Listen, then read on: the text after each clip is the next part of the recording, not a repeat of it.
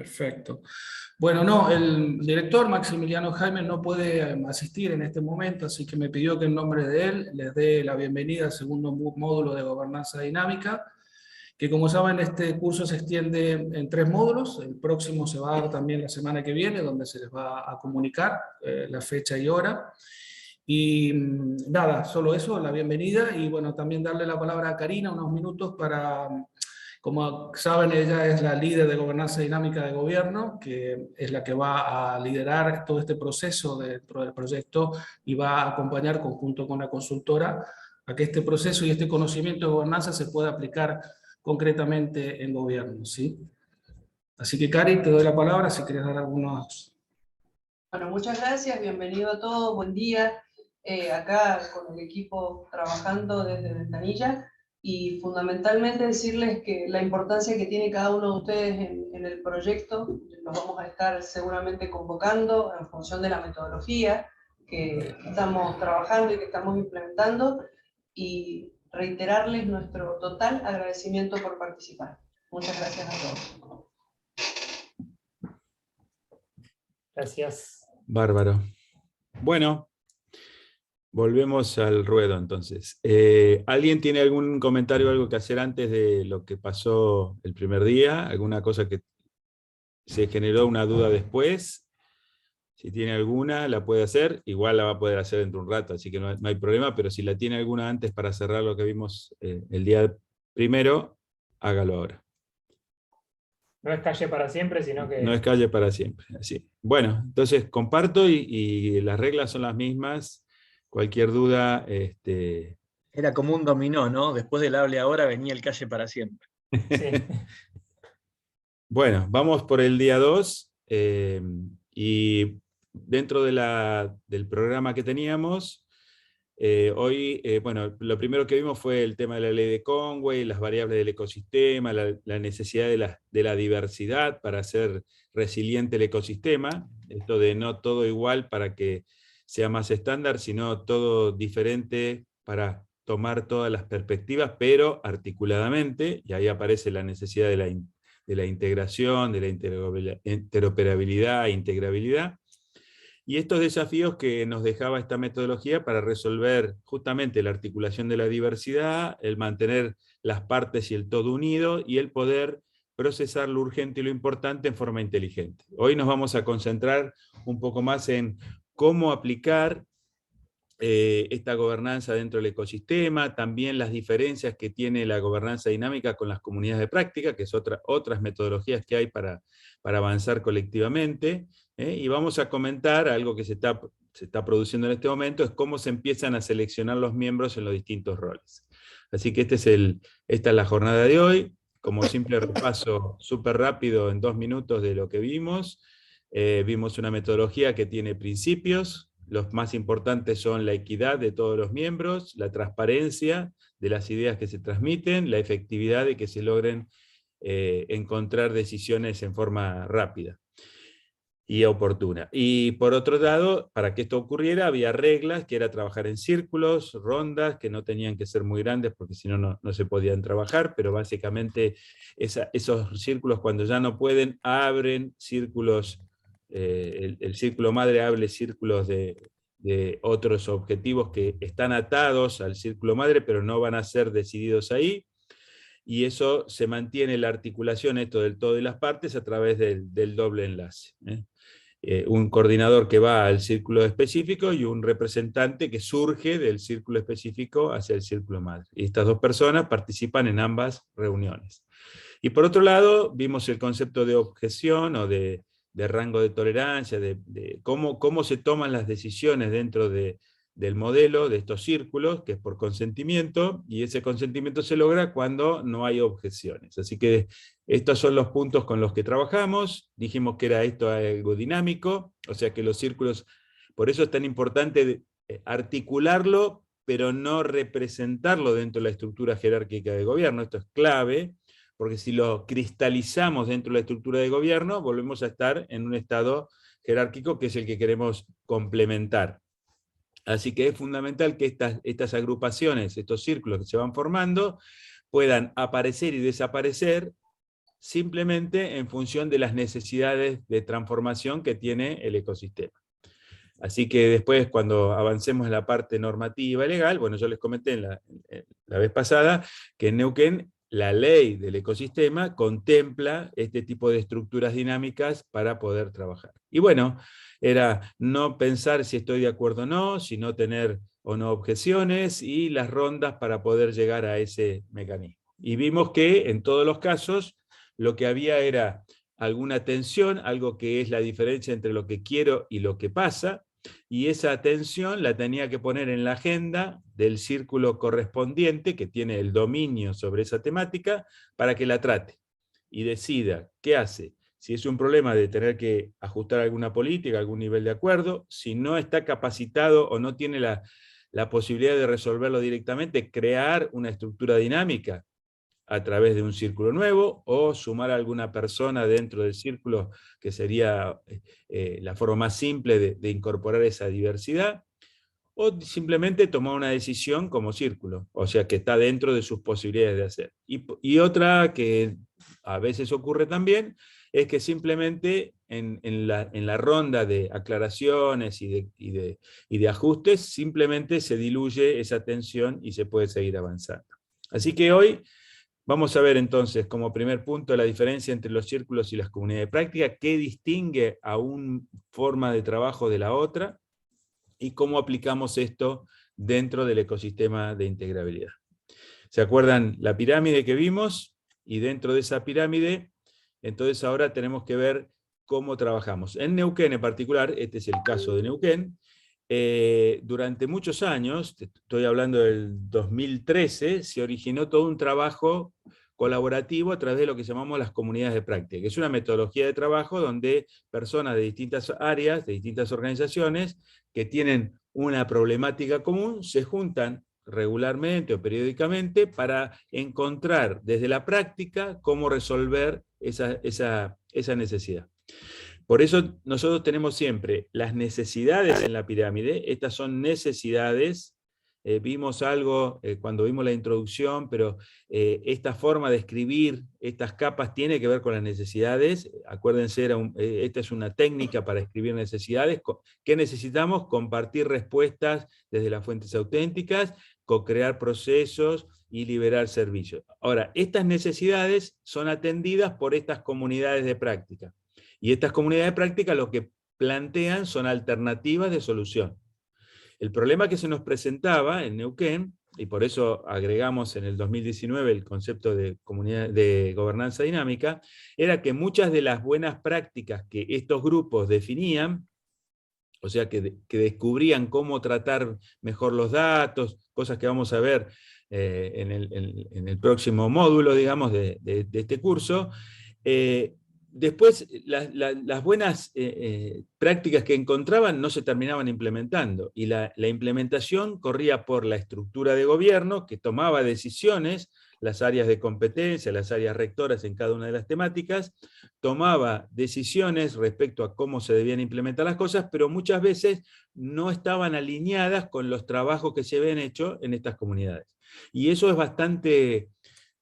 genera mucho desánimo cuando un grupo de personas logró encontrar un mecanismo adecuado para lo que quería hacer y la decisión va por otro carril totalmente desarticulada. Así que la gobernanza dinámica lo que hace es colabora con tomar las decisiones que se han ido colaborando, que se han ido trabajando horizontalmente, y encuentra la mejor solución. Y si no la encontrara dentro de las que se han trabajado, por lo menos la comunidad de práctica, por este método de transparencia, va a saber por qué esa decisión no es la que se terminó tomando. Así que, como concepto y como primer empalme entre los círculos de gobernanza y las estructuras colaborativas, aparte vamos a hacer que este concepto de que un círculo genera otro círculo, bueno, y que va con un mandato, como dijimos, a través del coordinador, del articulador entrante al círculo nuevo, esto también podría ser y desdibujarse y no ser un círculo, sino simplemente ser una comunidad donde se va a trabajar una temática y se van a establecer alternativas de solución. Así que la estructura que tenemos, cualquiera de los círculos que estamos trabajando, puede generar o solicitar o mandar a resolver, a encontrar alternativas a cualquiera de las comunidades de práctica que estén trabajando. Entonces acá aparece, bueno, cómo son estas articulaciones, qué diferencia uno de otro, por qué estoy acá o por qué tengo que estar acá. Bueno, eso es lo que queremos ver en estos minutos que vamos a ver ahora. Acá tenemos la estructura de comunidades de práctica que tiene Neuquén. Neuquén tiene 3 comunidades de práctica bastante sólidas porque han venido trabajando, como digo, durante muchos años. Una que se llama Feria de Datos, porque es justamente el lugar donde se establece qué dato necesita uno y qué dato le puede dar el otro, y por qué se lo tiene que dar, y cuál es la razón, cuál es la ley, cuál es la norma legal que hace que yo le tenga que dar el dato a otro actor del gobierno. Bueno, eso se hace, parece una feria, por eso lo llamamos Feria de Datos. Otra que se dedica a los procesos. Acuérdense que estamos hablando acá de los procesos interorganizacionales, así que acá no es tanto el proceso indoor de un área, sino el proceso que se genera cuando varias áreas quieren atender lo que llamamos los momentos de vida del ciudadano, o lo que queramos ver, pueden ser no del ciudadano, puede ser de una empresa o de una temática. Vamos a ver, por ejemplo, el caso de Neuquén del visado de planos, por ejemplo, que el visado de plano es un hecho concreto que involucra, por lo menos en Neuquén, a como 9 o 10 organizaciones diferentes en función de lo que se está mensurando. Y eso requiere de la articulación de distintos procesos de distintas organizaciones. Así que le llamamos clínica de procesos porque es como que entra todo lo que está hoy, como se está haciendo, y en los grupos empiezan a encontrar la forma de articularlos a todos.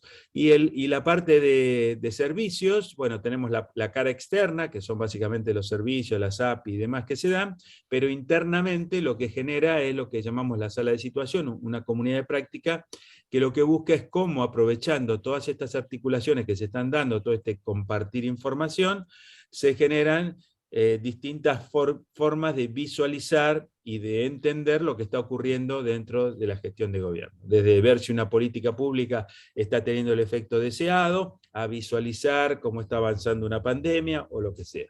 Todo eso se logra articulando procesos y articulando, o sea, siguiendo la estructura de estas necesidades que vimos antes. Pero después aparecen otras comunidades que son las comunidades que plantean la solución. Así que fíjense que estas comunidades están muy alineadas a definir con más precisión las necesidades. Pero aparecen otras que empiezan a producir alternativas de solución. Entonces, si tenemos que hablar de mapas, aparece la comunidad de GIS, o de infraestructura de seguridad, o normas legales que hay que cambiar, o si vamos a usar la firma digital, o los municipios con su problemática. O sea, empieza a haber toda una interacción de comunidades que van proveyendo de soluciones a todo. Pero acá lo que estamos tratando es de que todo ese conocimiento distribuido que existe entre todas las personas de todas las áreas pueda ser canalizado y pueda ser aprovechado para tomar la mejor decisión. Entonces, en este cuadrito vamos a tratar de ver cuál es la diferencia entre las dos, poniendo de un lado y del otro. Los propósitos son diferentes. La gobernanza busca tomar decisiones en un dominio determinado. Las comunidades de práctica buscan explorar y aprender sobre una temática. Así que ya a partir de ahí tienen propósitos diferentes. El dominio de un círculo, lo dijimos ya varias veces, no tiene que superponerse con otros. Y tiene que tener dominio y poder sobre lo que va a decidir. Entonces, si dos tienen poder sobre la misma cosa, empezamos a tener superposición. Acá no hay problema, porque no tienen poder de decisión. Lo que tienen es que trabajar la temática que se han focalizado. Entonces acá, como vamos a ver ahora más adelante también, ni siquiera importa, o hasta es bueno, que haya varias comunidades tratando el mismo tema y haya como una alternativa de visualización de esa comunidad.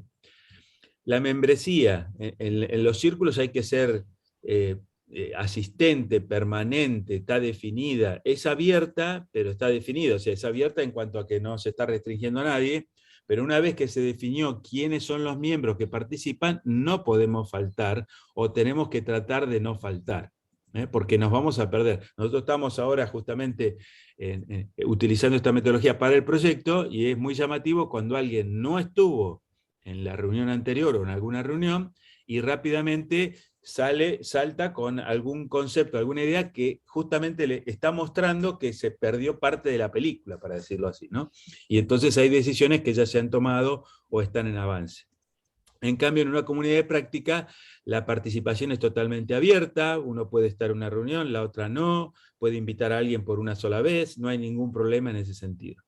Las decisiones son distintas, estos son grupos normalmente grandes, entonces hay que buscar el consenso. En cambio, cuando tomamos decisiones, ya vimos que se trabaja por consentimiento, que tiene una mecánica muy particular a través del disenso de la objeción. Y por supuesto, el tamaño, acá ya con esta mecánica de trabajo, el tamaño se hace crítico y por eso no se puede trabajar con más de 18 personas, que estamos hablando con una formación de 7, 8 círculos, 9 círculos al máximo, subcírculos alrededor del círculo general, ¿no? Porque acuérdense que 2 personas de cada subcírculo va a estar participando del círculo general.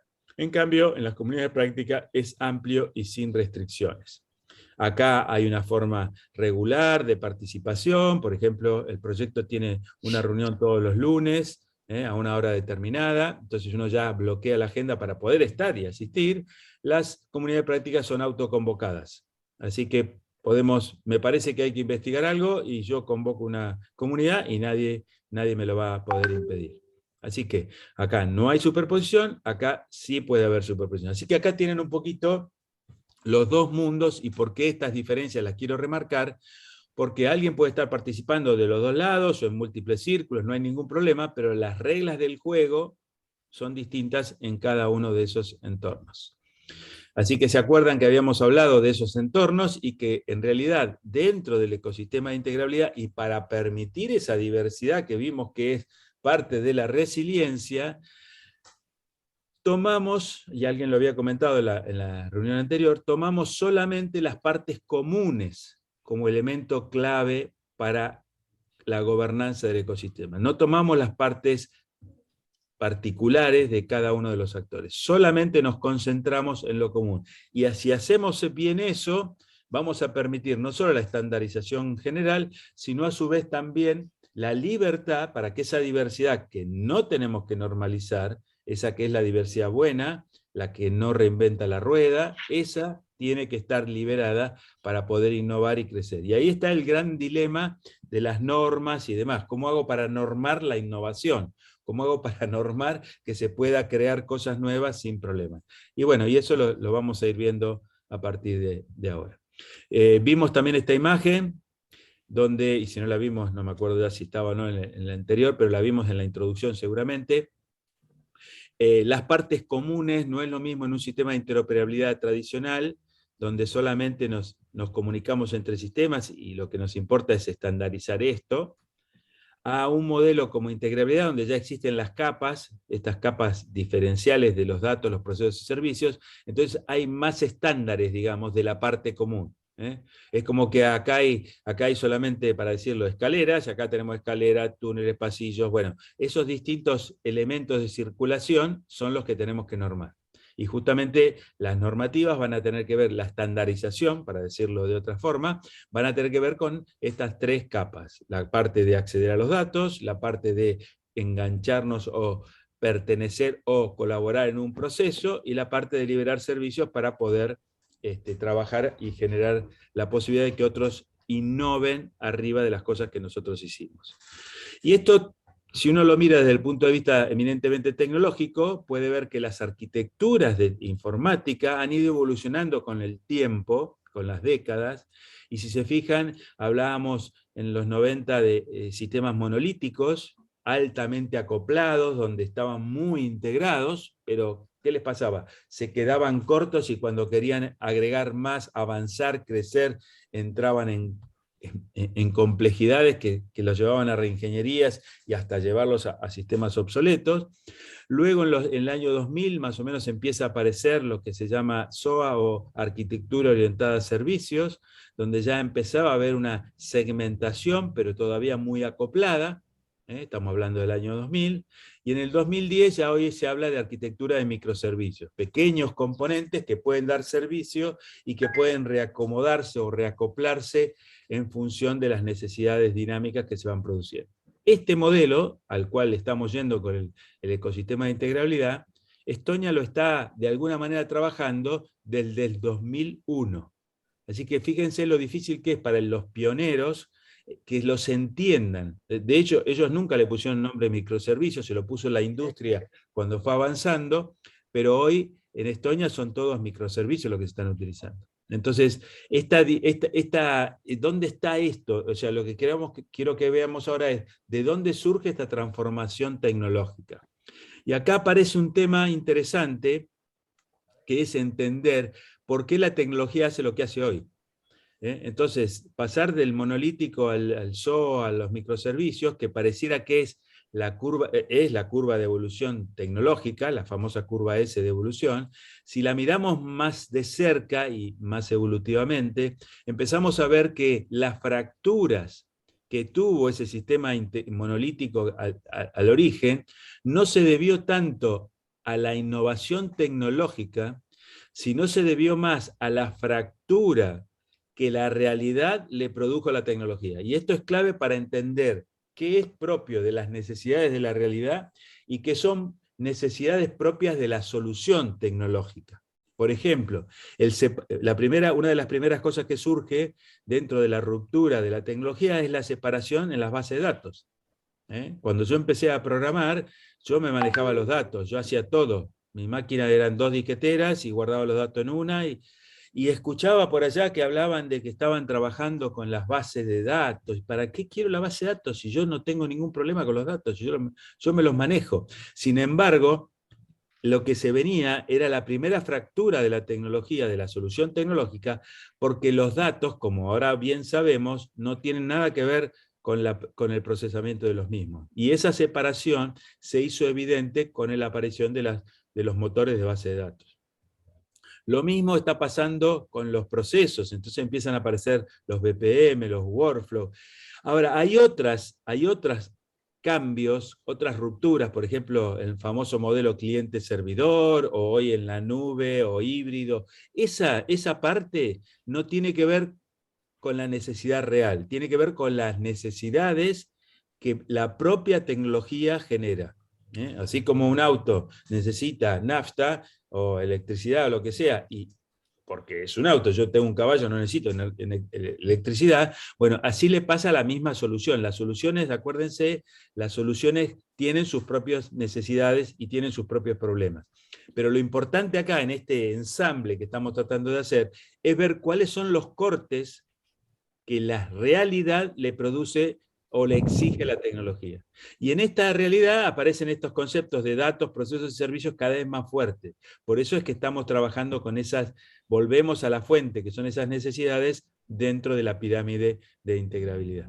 Ahora, la otra parte que sí es importante entender es que en esta ruptura y en estos estándares que se van estableciendo en estas rupturas, estas brechas generan esa escalerita o ese pasillo, ese túnel que requiere de un estándar, porque si no, no funciona, exige hoy que sea de diversidad de los desarrolladores, de los proveedores. O sea, hoy lo que tenemos no es microservicios todos del mismo proveedor, sino microservicios de distintos proveedores que se tienen que poder comunicar.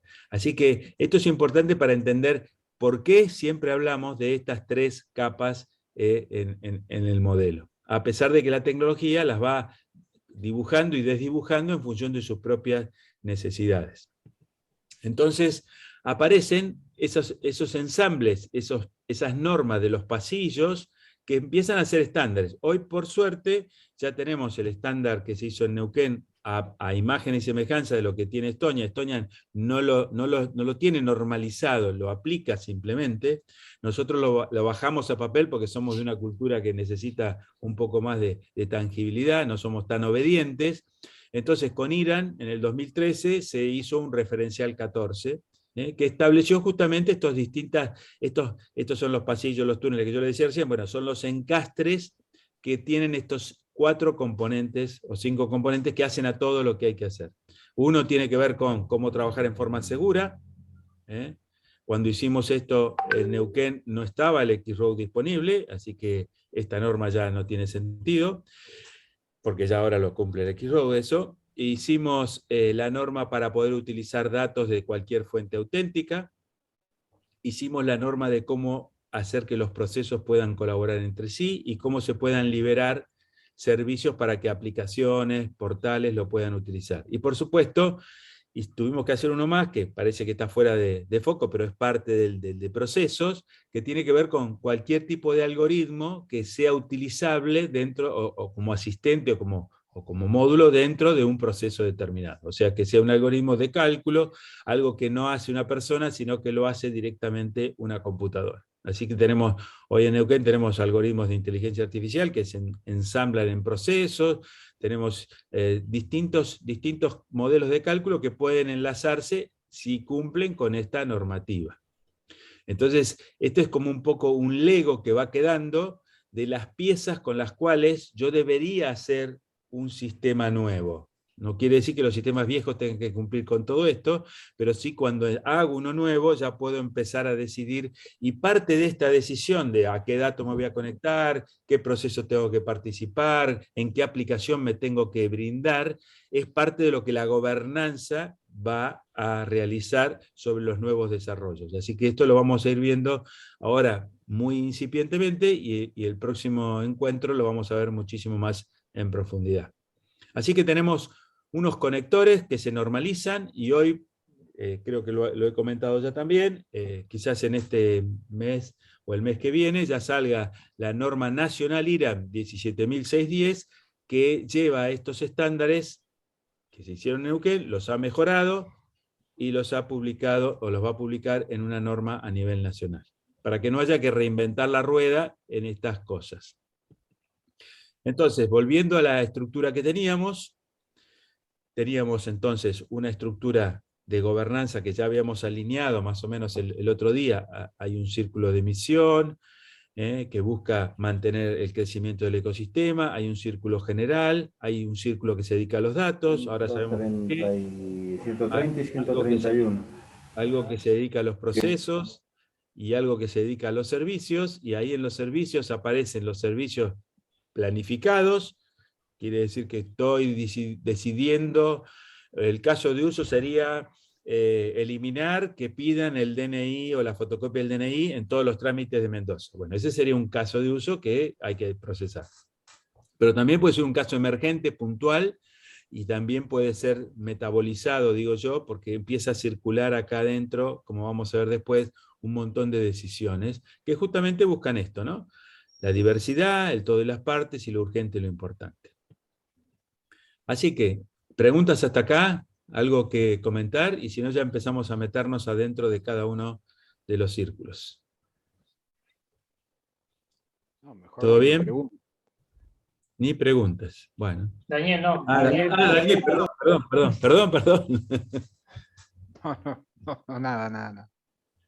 No, ¿Te pregunte? pregunte, por favor. No, porque me quedé un poco colgado al principio porque se me colgó la máquina, me pasé el teléfono y en el medio algo quedó, pero ya lo veo yo después, pues no los voy a aburrir con eso. Bueno. Volvemos entonces. Sí, yo no estoy mirando porque estoy con la presentación y se me van las camaritas, pero Lucas, Diego están, y bueno, hay varios que están atentos, así que si alguien quiere preguntar algo, levante la mano nomás y vemos en qué momento podemos hacer la intervención. Bien, avanzamos entonces. Bueno, entonces, acá vamos a empezar a ver un poquito para qué están esos círculos. Y empezamos a definir, ¿se acuerdan que el círculo, cualquier círculo tenía que tener muy claramente definido su propósito y su dominio? Es fundamental tener claro el dominio. En todos lados, y en la metodología lo promueve, hay un círculo de misión. Es un círculo que no toma demasiadas decisiones, pero sí vela porque toda la estructura de gobernanza esté haciendo lo que tiene que hacer. Entonces, fíjense que es velar por el crecimiento orgánico y contextual del ecosistema. Ese es el círculo de misión. Este círculo de misión puede estar reunirse muy esporádicamente, puede tener personas de muy alto nivel que están mirando lo que está pasando con todo el desarrollo. Su dominio es definir recomendaciones y evaluaciones de las articulaciones para el buen desarrollo del ecosistema. Así que ellos miran y pueden decidir o escuchan ruidos o tensiones que ocurren en el medio, en el exterior. Esto como no puede ser, esto que no puede ser que todavía no cumplamos con el principio once only, que es obvio que se puede cumplir. Bueno, si el ecosistema, si el círculo general no logra desplegar el principio once only en las distintas áreas de gobierno, en los trámites, bueno, el ciclo de emisión puede decir acá algo está pasando. Entonces, estoy haciendo simplemente un ejemplo para que se entienda un poco más cuál es el dominio del ciclo general, del ciclo de emisión. Una pregunta, perdón, un minutito nada más en este slide. El círculo de emisión, ¿habitualmente quiénes lo conforman? El ciclo de emisión, normalmente lo que tenemos son altas autoridades de gobierno y actores externos. Por ejemplo, nosotros muchas veces terminamos ahí. Muchas veces no, porque son pocos son 4 o 5 ecosistemas, pero terminamos como colaborando en visualizar que realmente el ecosistema se esté haciendo bien, o en entender bien las métricas. Acá hay mucho trabajo acuérdense, cuando hablamos de gobierno digital, gobierno inteligente, que cambian las métricas, y al cambiar las métricas, al cambiar la forma de medir, hay todo un proceso de trabajo muy profundo, porque ya no nos importa si son 50 o 60 los trámites que tengo digitalizados, me importa más si en alguno de esos que tengo se está cumpliendo o no se está cumpliendo el principio once only. Entonces empezamos a tener que colaborar con ese proceso de transformación de la forma de medir. Creo que les mostré en la introducción, en el otro curso, vimos el caso de Ecuador, y Ecuador, si ustedes lo miran, tiene todas métricas que no los ayudan a implementar un proceso como once only, porque su meta es cuántos procesos tengo digitalizados. Entonces nunca va a descubrir que tiene un problema ahí. Entonces el círculo de emisión tiene varias funciones, pero básicamente tiene que visualizar el avance del ecosistema y verlo desde afuera, digamos, porque el círculo general está muy involucrado y son los que están tomando la decisión. En cambio es un visor externo que mantiene la misión, es como dice su nombre, mantiene la misión de toda esta estructura que estamos generando, ¿no? No sé si...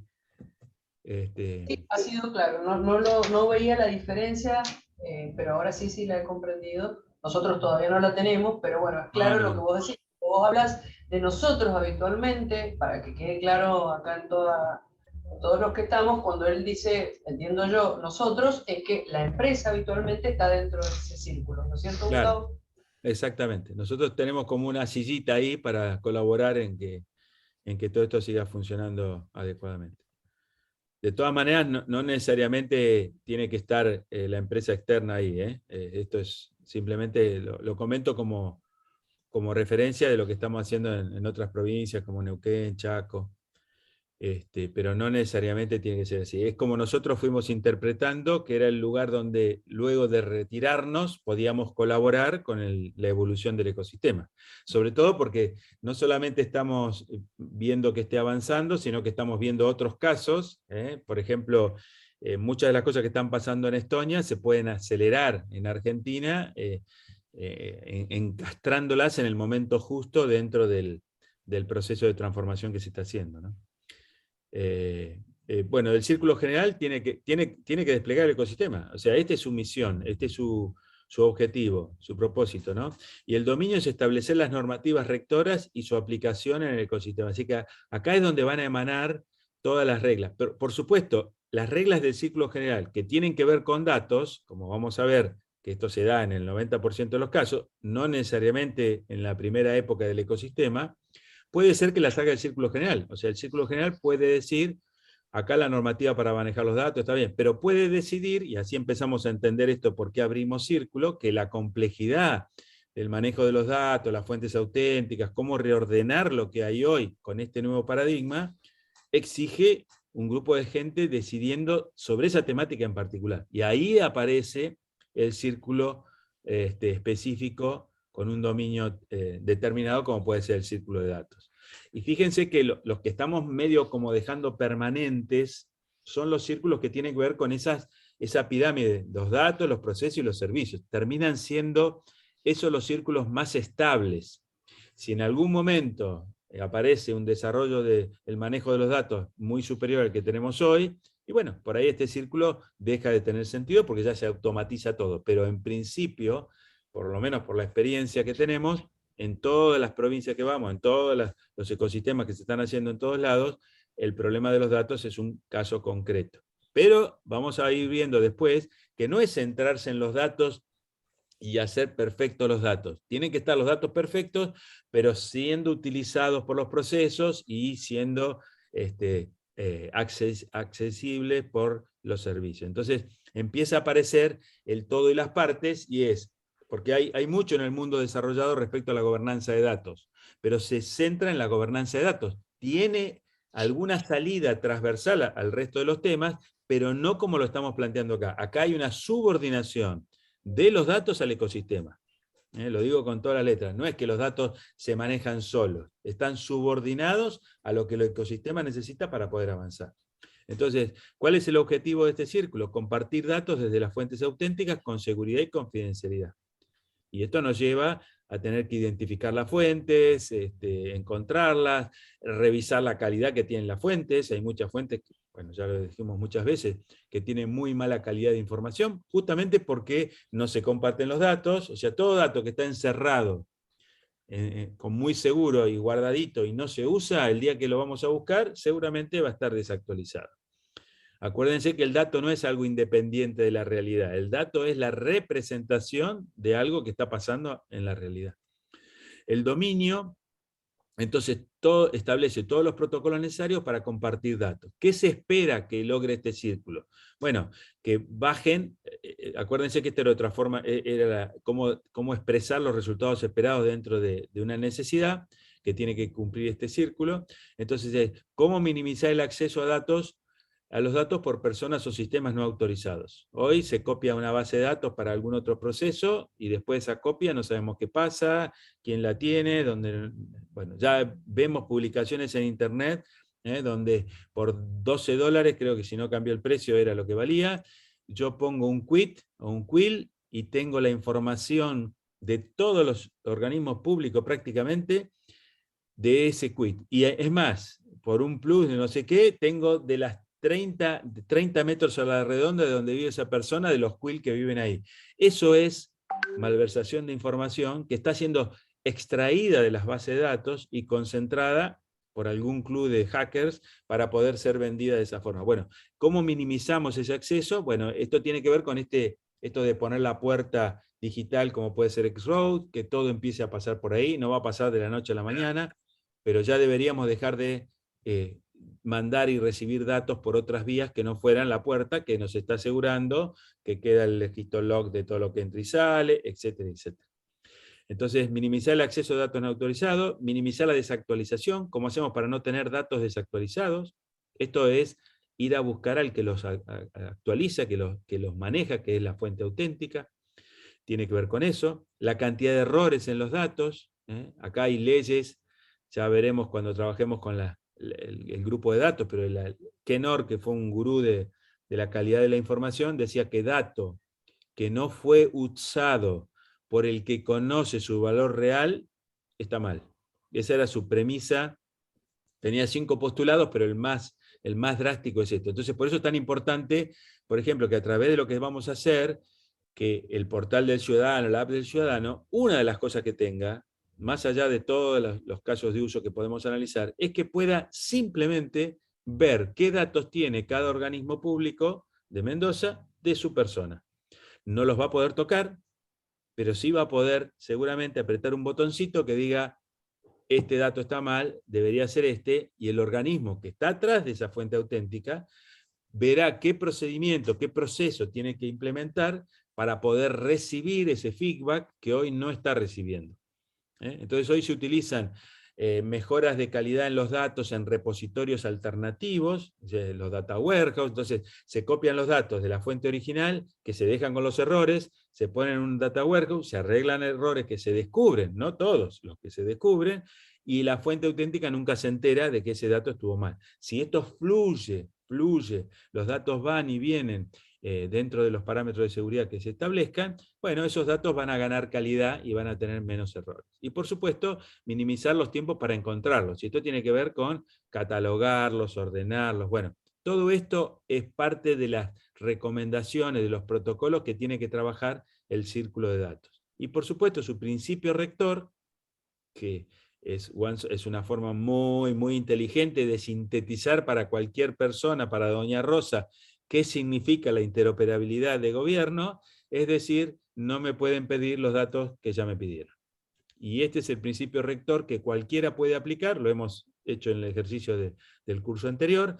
Cualquiera que pueda hoy meterse en un portal y ver lo que se está pidiendo y darse cuenta que esos datos ya están en otro lado, puede decir, acá hay mejoras potenciales que este portal puede tener, porque simplemente interoperando podría lograr eso que estamos buscando. Por eso yo siempre digo que el impacto, por ejemplo, en un TAD, que es uno de los sistemas que utilizan ustedes, si en el TAD simplemente aplican este principio once only, el TAD va a pasar a ser maravilloso, porque como siempre digo, lo único que les va a poder pedir, porque lo demás lo puede conseguir, va a ser una declaración jurada, porque la declaración jurada es básicamente aquello que no hay registro en ningún actor del Estado. Así que compartir los datos es todo un desafío. Co-crear procesos es otro desafío. Acá los problemas ya no son de compartir información, acá son más que nada de coordinación, de cómo reutilizar cosas, de cómo... Esto es más logístico, es otra problemática de otra naturaleza, no tiene nada que ver con la representación de la realidad a través de un registro. Entonces, acá el objetivo es co-crear procesos intra e interorganizacionales, y a veces son sistemas de la misma organización que están aislados, y el dominio son todas las estrategias necesarias para generar procesos proactivos para el ecosistema. Esto hablamos de cómo le hacemos la vida fácil al ciudadano, no le digamos, yo le hice la vida fácil desde mi trámite, ahora lo hace por la web en 2 segundos. Sí, pero el siguiente paso del mismo hecho concreto que tiene que hacer es mucho más complicado. Y el caso más trivial, que está en boga en todos lados siempre, es el caso del registro del automotor, el registro de conducir, ¿no? Que me dan un beneficio si no tengo deuda. Y como es otro poder del municipio, el Tribunal de Faltas, tengo que hacer otra cola, donde normalmente voy y están todos los que cometieron faltas y están haciendo y quejándose, y yo tengo que conseguir un papelito para que me hagan un descuento. Bueno, como vemos hay varios procesos, parece muy simple, pero es para entender que empiezan a haber procesos que involucran a otros. O como cuando compro un auto y tengo que ir al registro del automotor, pero después tengo que ir al municipio a darlo de alta. ¿Por qué no se pone de acuerdo el registro del automotor y el municipio para que todo ese hecho, el hecho de comprar un vehículo, sea fácil? O venderlo, o lo que sea, o cualquier otro evento de vida del ciudadano. Entonces, esto nos exige coordinar actores que son de distintas organizaciones. Por eso es que aparecen estos círculos que engloban, fíjense, engloban a muchos, los de datos engloban a todos los que manejan registros, esto está englobando a todos los que hacen alguna acción con el ciudadano. Empezamos a tener que articularlos, y esta es la problemática que este círculo tiene que encontrar. A medida que van apareciendo procesos proactivos, muchos de los casos de uso que pueden venir posteriormente tienen que ser verificados por este círculo para ver si no pueden ser articulados dentro de alguno de los casos que ya están soportados. Por ahí estoy diciendo esto del registro del automotor, y ahora el municipio me trae un caso para dar de alta la nueva patente. Bueno, ¿por qué no lo agrego en el otro para que ya el hecho de comprar un vehículo, como decía recién, sea todo mucho más fácil y continuo? Así que este es el objetivo. ¿Qué busca este círculo? ¿Qué resultados debería tener? Y esto tiene que ver con indicadores que después hay que crear, ¿no? Maximizar la reutilización funcional. Acá lo que queremos es que todo lo que funciona hoy lo podamos aprovechar. Acá no es hacer reingeniería de lo que está para cambiarlo, acá es reutilizarlo. Como dicen los norteamericanos, si algo funciona no lo toques. Bueno, acá lo que decimos es reutilicémoslo, pero no de la misma manera, quizás parcialmente. Quizás un sistema que tiene 10 funcionalidades, necesitemos una nada más. Bueno, es como decir, bueno, por ahora no la toco, el resto no lo uso.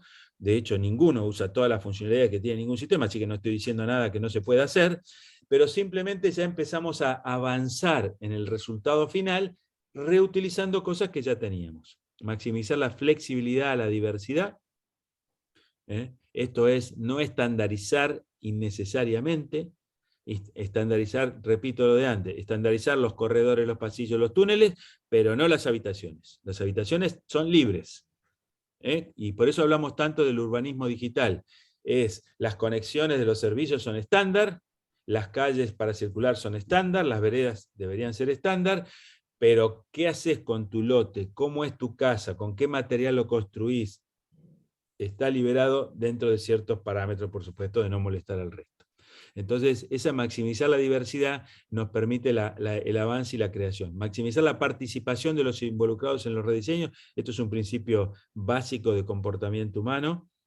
Persona que no participa en el cambio o en el rediseño de un proceso de esto que estamos hablando, va a ser una piedra en el camino más adelante. Persona que participa va a ser un defensor de ese cambio, va a ser el abanderado del cambio. Entonces lo que tenemos que lograr es, acá usamos mucho las comunidades de práctica, es la participación y sobre todo la participación de aquellos que tienen más restricciones o más críticas a lo que se va a hacer, para que realmente le encontremos la vuelta. Minimizar la resistencia al cambio en el rediseño de los procesos, tiene que ver con esto también, y maximizar la calidad y confiabilidad de los procesos. Acá tiene que ver con ya técnicas más de gestión de procesos, cómo hacemos para que existan caminos alternativos, diversidad soportada. Por ejemplo, yo siempre menciono el caso de los bancos, ¿no? Hasta hace algunos años, bueno, no sé cuántos, uno iba al banco, el sistema estaba caído, pero uno podía hacer una operación o un plazo fijo, por ejemplo, lo podía hacer. Y le decían, cargámelo acá, o dejámelo en este formulario, cuando vuelva el sistema yo lo cargo y funciona. Hoy está caído el sistema y no hay forma de hacerlo. Ahí perdimos resiliencia, perdimos diversidad y perdimos resiliencia. O sea, el objetivo no es hacer el plazo fijo por sistema. El objetivo es hacer el plazo fijo.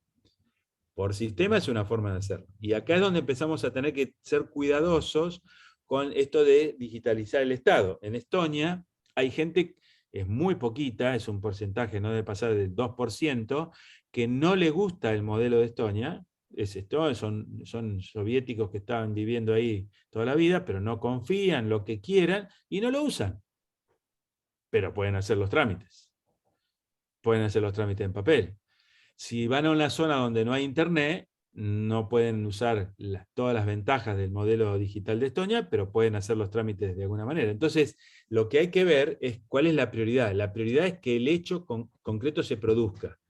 Y después, que sea lo más fácil y simple posible. Bueno, acá el concepto, el principio rector, que es como la brújula de este círculo, la brújula del círculo, como antes era el once only, y decía, acá este dato hay que ir a buscarlo, no hay que pedirlo, acá esto hay que juntarlo con aquello, porque estas dos cosas van siempre juntas, o determinadas situaciones se producen en el mismo momento de vida del ciudadano. Así que este es el círculo de procesos. El ciclo de servicios tiene que ver con cómo hacer para que lo que hagamos le sirva a otros, pero no solamente le sirva a otros en el sentido de que me vuelvan a llamar para que yo lo pueda mejorar y agrandar. Esta libertad, y esto tiene que ver con la arquitectura de microservicios que hablábamos antes y demás, tiene que ver de cómo ese servicio puede ser extendido por otros sin que me tengan que preguntar nada. Y estoy hablando yo como desarrollador, no como dueño de la información que ese servicio da, que ese es otro tema, si lo autorizo o no lo autorizo. Pero como desarrollador, como generador de eso, yo tengo que dejar la libertad para que otros puedan hacer cosas y a mí ni siquiera me consulten. Esto es más que software abierto, que open source. ¿Por qué? Porque a veces todo el desarrollo fue hecho en una tecnología y ahora la tecnología que se pone de moda es otra y los programadores que están disponibles saben otro idioma distinto al que está hecho el desarrollo abierto, entonces meterse a eso son todas trabas a esta libertad que estamos buscando. Entonces la conexión entre esto que en tecnología se llama APIs, son interfaces de aplicación que son abiertas para que cualquiera, en cualquier otra tecnología, en cualquier otro idioma, lo pueda utilizar. Así que ahí se establecen protocolos de última milla y se buscan protocolos de última milla. Por ejemplo, en el referencial 14 figura el Open 311. El Open 311 es un estándar para emergencia, para reclamos al Estado. ¿Qué es el Open 311? Es un grupo de ciudades de Estados Unidos que se juntaron y dijeron, bueno, cada vez que queremos reclamar algo, y decimos cuál es el problema, dónde está. Bueno, entonces el estándar para comunicar un reclamo es Open 311. ¿Cuál es la ventaja de Open 311? Es que todas las ciudades, muchas ciudades de Canadá y Estados Unidos, no todas, pero muchas, utilizan ese estándar en sus aplicaciones. Eso significa que si yo estoy usando Open 311, por ejemplo, podría traerme una app de esas ciudades y usarla en Mendoza, porque usé ese estándar de conexión. Entonces acá es donde empieza no solamente a usar la apertura, sino a permitir estándares temáticos que van emergiendo por todos lados en el mundo.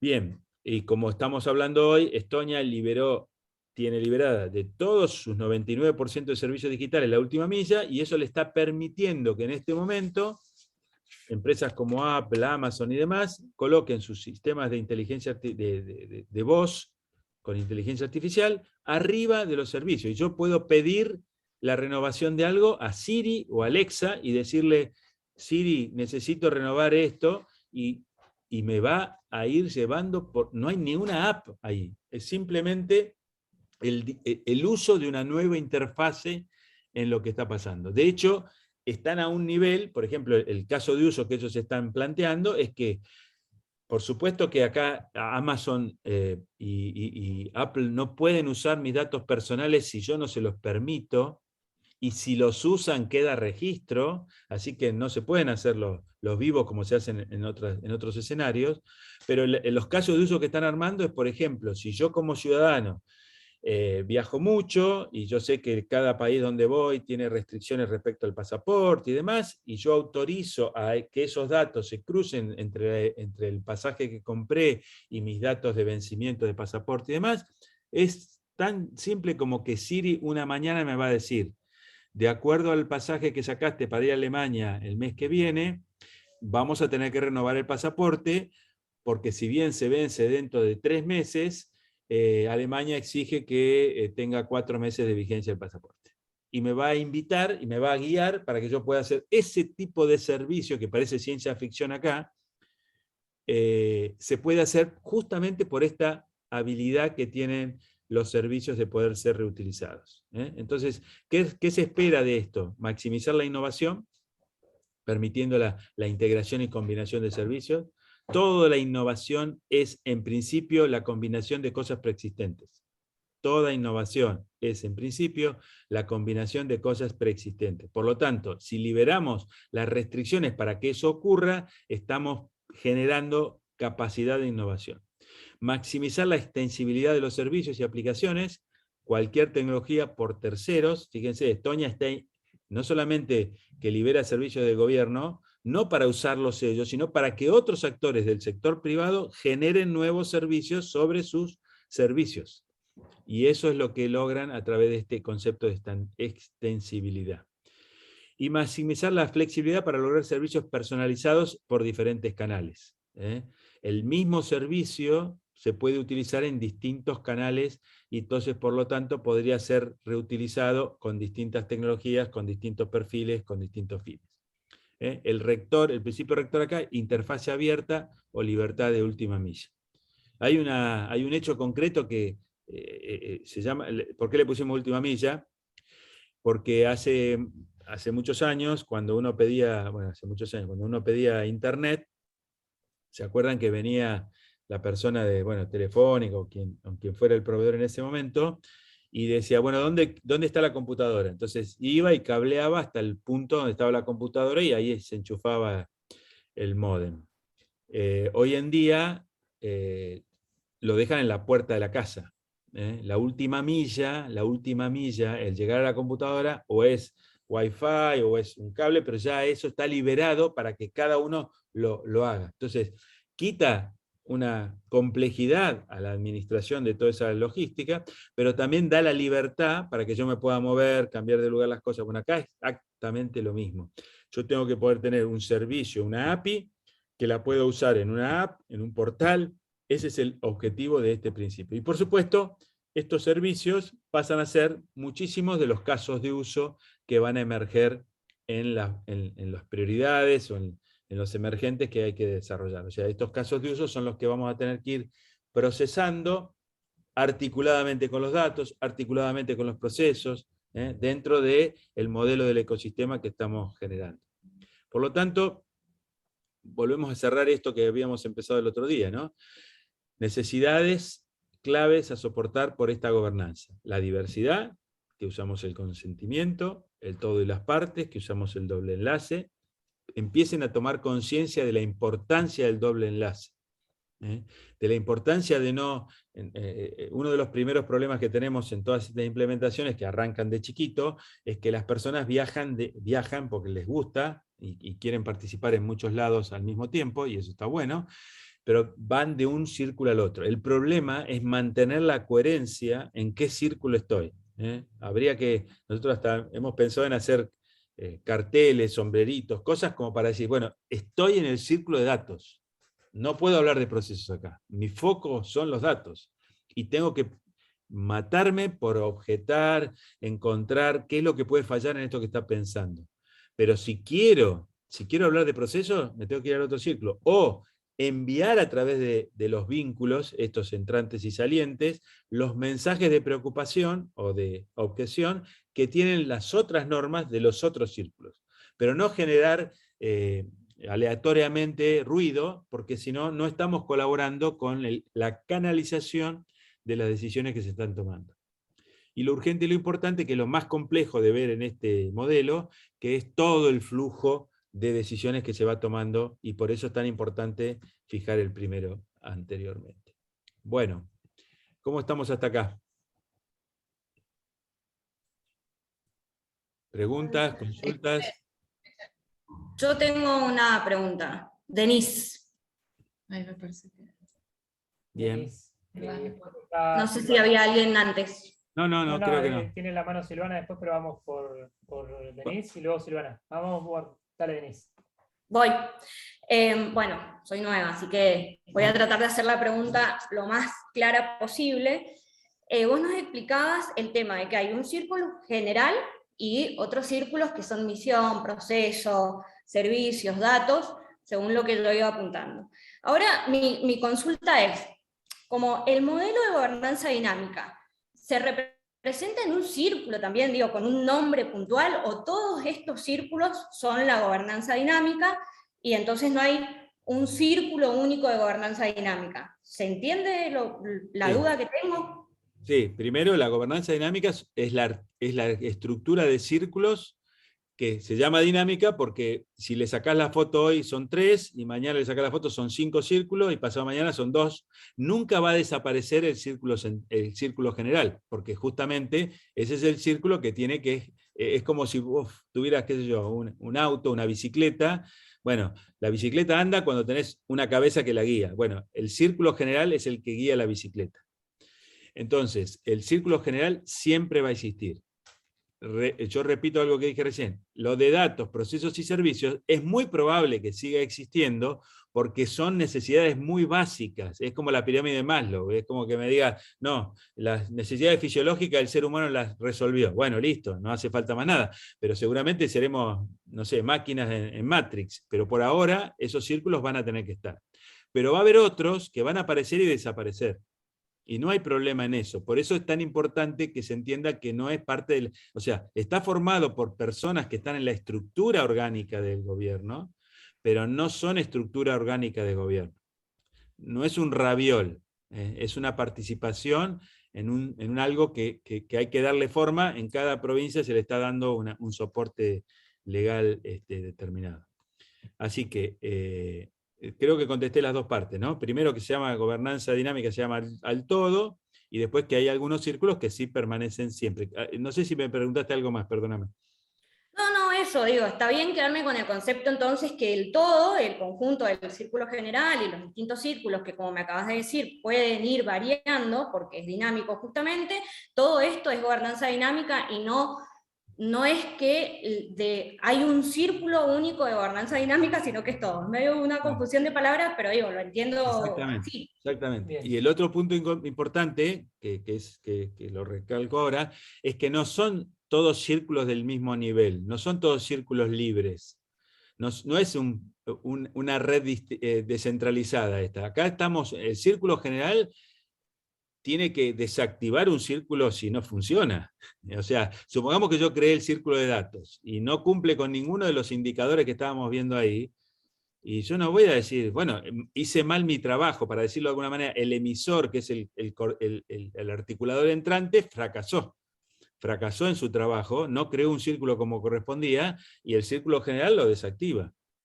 Ahora, si funciona bien, el círculo general va a delegar en ese círculo todas las decisiones que tienen que ver con datos.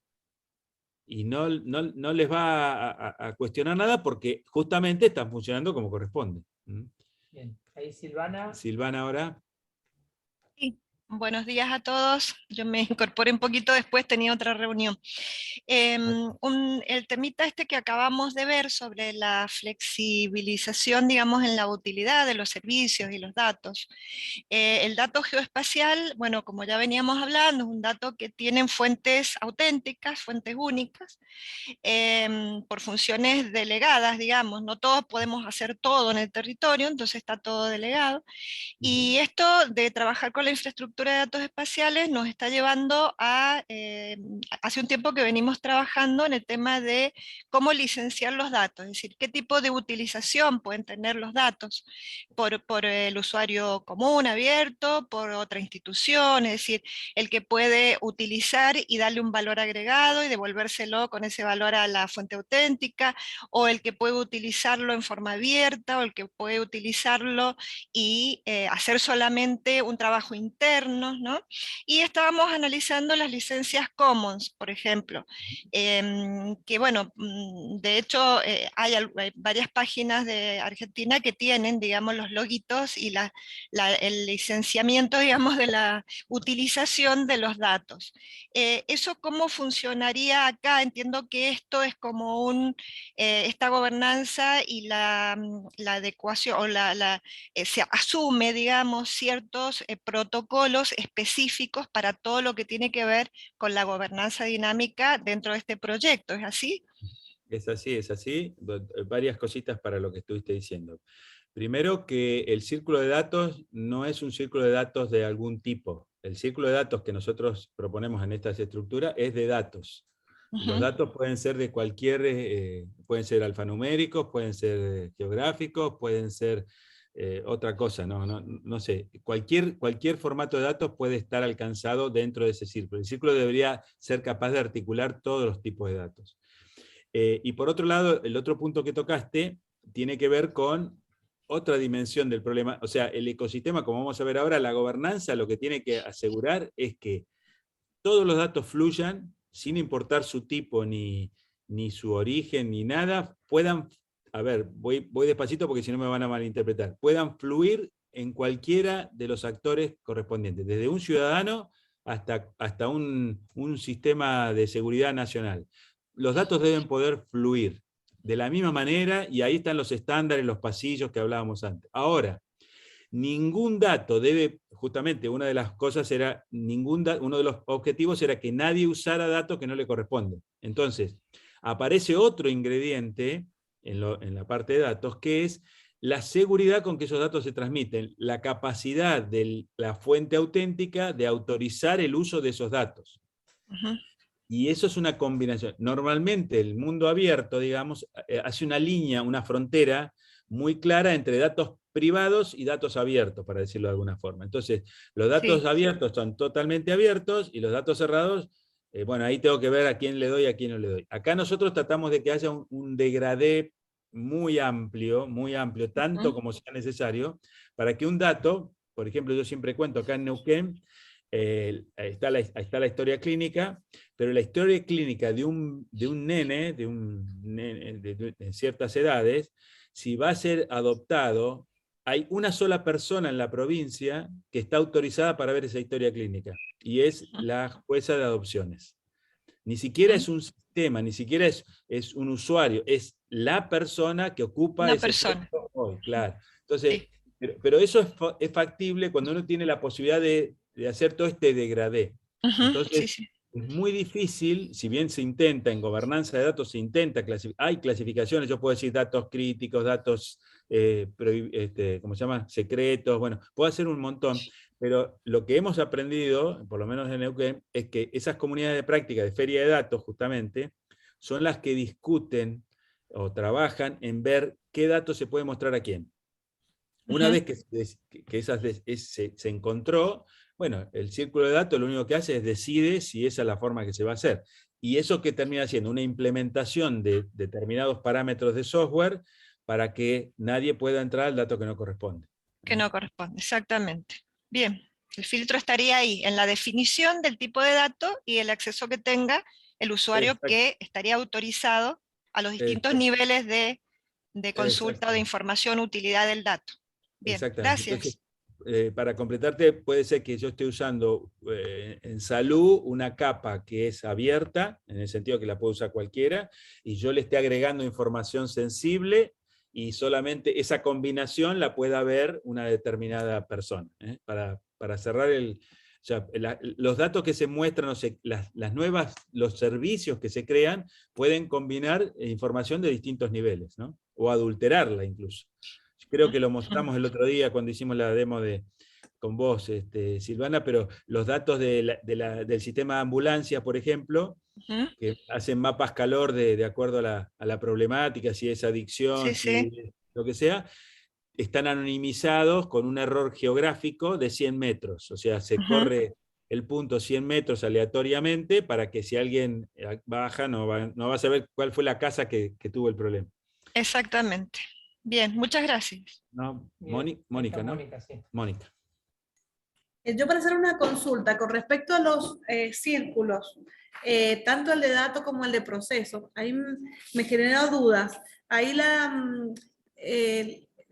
¿cómo debería ser la gente que se encarga de ese grupo, de ese círculo, perdón? ¿Deberían ser los que conocen la regla del negocio de ese caso que se está trabajando? ¿Debería ser genérico y que trabaje en general con todos los casos? Y lo otro es si tiene que ser tiene que ser un perfil, no sé, me imagino analista o algo así. No sé cómo se debería definir ahí el perfil de las personas que forman parte de esos dos círculos. Bien, bien. Bueno, lo fuiste diciendo sin querer, ya fuiste dando la solución, así que voy a usar tus propias palabras. Pero cuando vos dijiste, conoce el modelo de negocio de ese organismo, esa persona está participando o en el círculo de procesos o en el círculo del caso de uso, que es un momento en que todo tiene que confluir. El caso de uso es como cuando se arma todo. Ahí es donde va a jugar en una persona. Ahora, en el círculo de datos tiene que estar los que saben de los datos y la confidencialidad de esos datos y qué problema tienen esos datos y todo lo que se les ocurra normativo respecto a esos datos, pero también no es una persona la que va a estar ahí, va a haber personas que ya tienen el conocimiento de cómo se manejan los datos, sobre todo con este concepto de la fuente auténtica, la reutilización. Entonces hay gente que es como más estable, si se quiere decir. El caso de uso genera una dimensión que no estaba en la gobernanza dinámica original. Les aclaro esto porque si no les va a hacer, no quiero que genere ningún ruido mental, pero la gobernanza la gobernanza dinámica es con círculos que van apareciendo, pero nosotros agregamos otra que es múltiples casos de uso. Entonces el círculo general se puede juntar un día con el caso de uso A y otro día con el caso de uso B, o sea que quiere decir que en ese círculo general hay gente que es dinámica a su vez en el círculo, para poder tratar muchos casos en paralelo.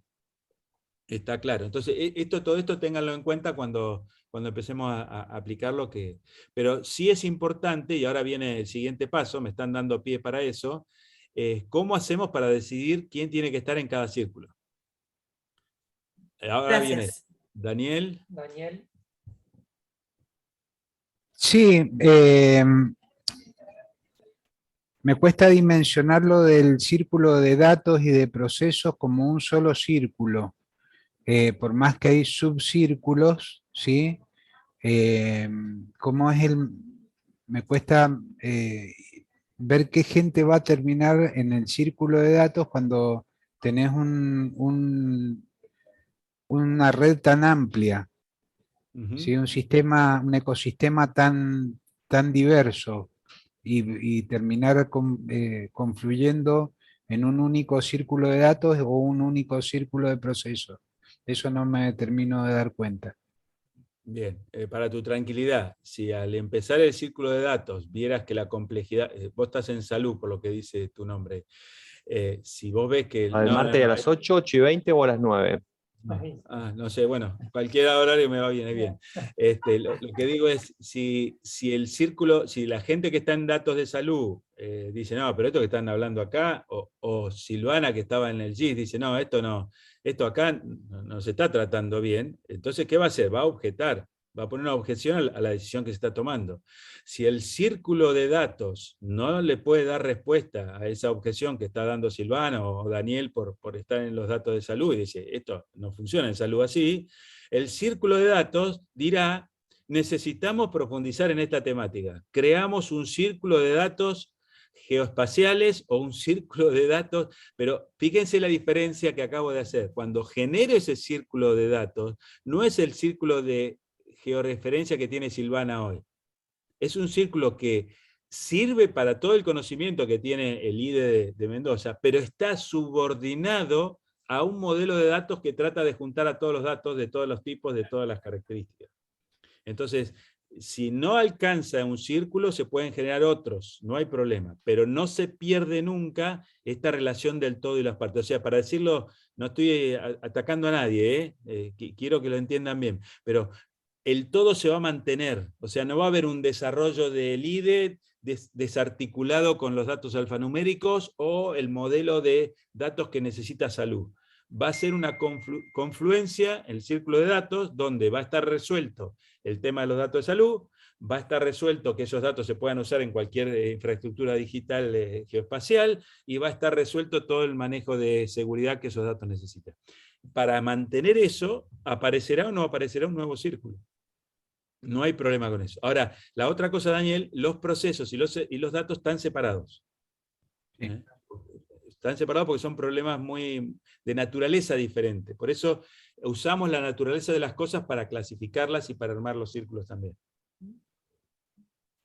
Daniel está participando justamente, ¿no? Hay un círculo que está funcionando ahora, que es el círculo de SUBE, en el caso de AutoSUBE, que al mismo tiempo se está capacitando. Daniel está participando de ese círculo y entiendo que Daniel, vos vas a formar parte del círculo de datos ahora porque justamente sos uno de los que conoce, más allá que participaste del círculo de caso de uso, que había otra gente involucrada también de salud, vas a participar ahora del círculo de datos puntualmente porque ya barrimos los datos de ese caso de uso que se necesitan, en particular de salud. Ahora se trabajará sobre los datos. Después, si hay que ver algún tema de proceso, es independiente, como dice Gustavo, de los datos, ¿no? Del proceso de algún requisito en particular, ¿no? Bien. Mira, porque justo él está participando. Perfecto, perfecto. Ya la está evidenciando un poco esto en carne propia. Sí, sí. Muchos de los casos de uso lo que traen es justamente la problemática propia de un caso y normalmente impacta en los otros círculos. Impacta, mirá, ¿se acuerdan que yo les mostraba recién que entraba en la agenda del círculo de datos y dice, che, esta temática no la tenemos? Necesitamos, en el círculo de datos necesitamos a alguien que conozca perfectamente la problemática de salud. Y entonces necesitamos un representante que esté soportando esa diversidad. Acuérdense que la diversidad es lo que concentra un círculo. Entonces, volviendo a lo que acababa de decir y que Daniel me dio pie, el círculo de datos necesita que la diversidad, voy a hacer el ejemplo con lo que veníamos, datos de salud, datos geoespaciales, datos alfanuméricos general, esté representada en ese círculo. Porque si me falta una de esas diversidades, las decisiones que ese círculo va a tomar no van a ser adecuadas. Ahora, de vuelta, si ese círculo decide que, no estoy diciendo que no sos la más experta en GIS, Silvana, pero si Silvana dice, no me alcanza, listo, entonces Silvana es enviada como articulador entrante a un nuevo círculo que va a tener que tratar en profundidad el tema de GIS. Lo mismo con salud, lo mismo con cualquier otra temática. Entonces, así empiezan a ver cómo se empieza a tejer este modelo de trabajar con decisiones articuladas. Esto es clave comprenderlo, ¿no? Porque mantiene la filosofía de todo el modelo, si no se pierde y se empiezan a generar sectores que empiezan a distorsionar o sin querer la solución, ¿no? Bien. ¿Alguien más quedó? Y si no, No, creo que ya estamos. No sé, ¿alguien más? Mónica, creo que te quedó la mano levantada ya en la pregunta anterior. perfecto. Bueno, Y avanzamos. avanzamos entonces. Comparto pantalla. Bueno, les muestro esto lo muestro ahora, después lo saco porque no es de ustedes, pero simplemente para que entiendan un poquito más este paso que ustedes preguntaban de cómo sabemos quién tiene que ir a cada círculo, ¿no? Esto es de la Ciudad de Buenos Aires, y si ustedes entran al área de innovación y transformación digital, esta es una secretaría, esto es lo que dice el portal, ¿no? Fíjense que habla de soluciones tecnológicas, de experiencia digital, esto con el ciudadano, de datos, de gobierno inteligente, procesos de innovación. Esta es la estructura formal. O sea, y nosotros lo que tenemos que hacer es empezar a encontrar qué personas de cada una de estas áreas tiene que estar, o dicho de otra forma, qué áreas tienen que estar representadas en qué círculos. Ese es el mapeo que hacemos. Entonces empezamos a ver que ya de hecho hay como una delegación normativa a que este sector sea el regulador de esto, este sector sea el regulador de esto. Entonces ahí empezamos a ver quiénes son los candidatos para formar parte de los círculos. Si vamos mucho más en detalle, ya bajamos al organigrama, empezamos a ver las funciones que cada uno tiene, bueno, empezamos a ver qué personas, o incluso qué áreas, tienen que estar representadas en qué círculo. Y acá hay algo que voy a nombrar, aprovecho que está este diagrama acá para lo que viene a continuación. Empezamos a tener dos tipos de estructuras dentro del EDI. Una que es la gobernanza del EDI y otra que es la gestión del EDI. Acá, por ejemplo, hay una agencia de sistemas de información que se llama ASI, Agencia de Sistemas de Información, que es la que maneja el data center, la infraestructura de la Ciudad de Buenos Aires. Bueno, ahí aparecen las personas que tendrían que estar como partes no de la gobernanza, sino del soporte tecnológico para que este ecosistema funcione. Acá aparecen las áreas de la Secretaría de Innovación. Normalmente la mayoría de las personas que tienen que participar provienen de ese sector, pero después están los sectores como salud, educación, seguridad, que también tienen que tener representantes, o casos como acá, que hay otras áreas fuera de esta área de la Ciudad de Buenos Aires que trabajan con los datos abiertos. Los datos abiertos también son parte del modelo de integrabilidad. O un área de atención ciudadana que maneja todos los trámites con el gobierno. Bueno, estos son entonces lo que estamos haciendo es empezando a mapear, ese es el proceso que se está haciendo ahora, entre Diego y Karina están trabajando en esto, empezar a mapear quiénes son las personas, o sea, primero, qué sectores deberían estar representados, qué áreas de gobierno deberían estar representadas, y después, quiénes son las personas más indicadas para poder cumplir con esa función. Entonces, si se acuerdan, el otro día, en el primer charla, mostramos un poquito esto, ahora empiezan a entender un poquito mejor que la gobernanza es como si seguimos usando el tema de la bicicleta hace un rato, la gobernanza es la persona que maneja la bicicleta. Y que va tomando decisiones. Imaginemos que van ahora, para hacerlo más real todavía, un grupo de bicicletas y que tienen que ir en conjunto, todos juntos, entonces van a ir decidiendo la ruta que van a ir tomando por consentimiento, sin objeciones. Si alguien dice, no, ese camino es muy escarpado, ahí esa pendiente no me la voy a soportar, vayamos por otro lado, y esa objeción se contempla, las bicicletas, el grupo de bicicletas irá por otro lado. Pero en esta estructura tienen que tener representación los distintos actores que son miembros del ecosistema. En un ecosistema incipiente, bueno, vamos a encontrar rápidamente los actores, pero en un ecosistema mucho más grande es probable que haya un círculo por acá que sea de los actores privados, porque los actores privados de alguna manera van a tener que articularse con todo el ecosistema que se está produciendo. Así que tenemos muchas organizaciones miembros, que van a ser aquellos que van a participar a través de los intercambios de información, en los procesos, en los servicios, con distinto nivel de involucramiento, de acuerdo a qué están jugando, si son fuente auténtica, si son simplemente consumidores. Yo les mostré la otra vez los datos de Estonia, pero hay 600 organizaciones públicas que están conectadas como fuente auténtica trabajando, pero hay 52.000 aplicaciones que lo único que hacen es consumen servicios. Entonces la participación, el involucramiento es distinto en cada uno, ¿no es cierto? Y todo el secreto de esto, entonces acá es que tiene que haber representantes de los miembros del ecosistema, no es que cada farmacia tiene que estar acá, no. Las farmacias tendrán su problemática y tendrán un representante en algún círculo que puede ser el de salud privada o cómo se desarrolla. ¿Cuál es el objetivo? Tomar decisiones por consentimiento. Si hay alguna cosa, si hay alguna piedra en el camino, esta estructura va a ser capaz de saber que esa piedra está y va a poder esquivarla si desea esquivarla. Si decide afrontarla, será un tema de cómo decida este grupo. Es libre. Pero todo esto es cierto si existe la bicicleta.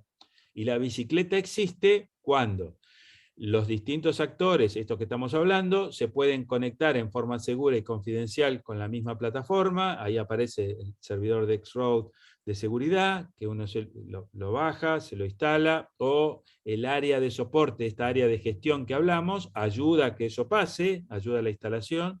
Y por supuesto todos los desarrolladores que van creando sistemas van aprovechando la posibilidad de todos estos servicios que van apareciendo.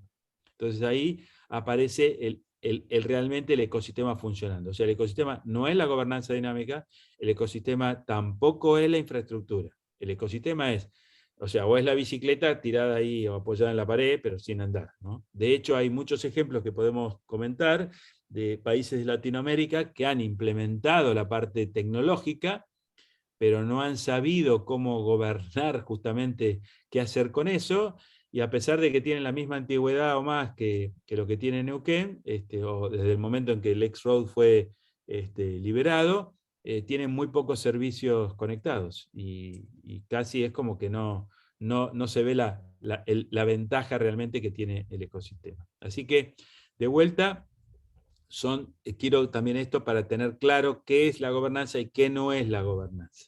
Y por eso, en este caso, como estábamos viendo de la Ciudad de Buenos Aires, bueno, había partes que hacen a que estén los servidores funcionando, que esté el servidor central, que sepan instalar nuevos servidores cuando haga falta, etcétera, etcétera, que forman parte de la gestión del EDI. Ahí aparecen, fíjense, un administrador, aparece un tema legal, los acuerdos que se firman, depende de cómo se establezcan las normativas, cómo se catalogan los servicios digitales, y todo lo que hace la infraestructura y mantenimiento de todo eso es parte de una gestión que no es del área de gobernanza.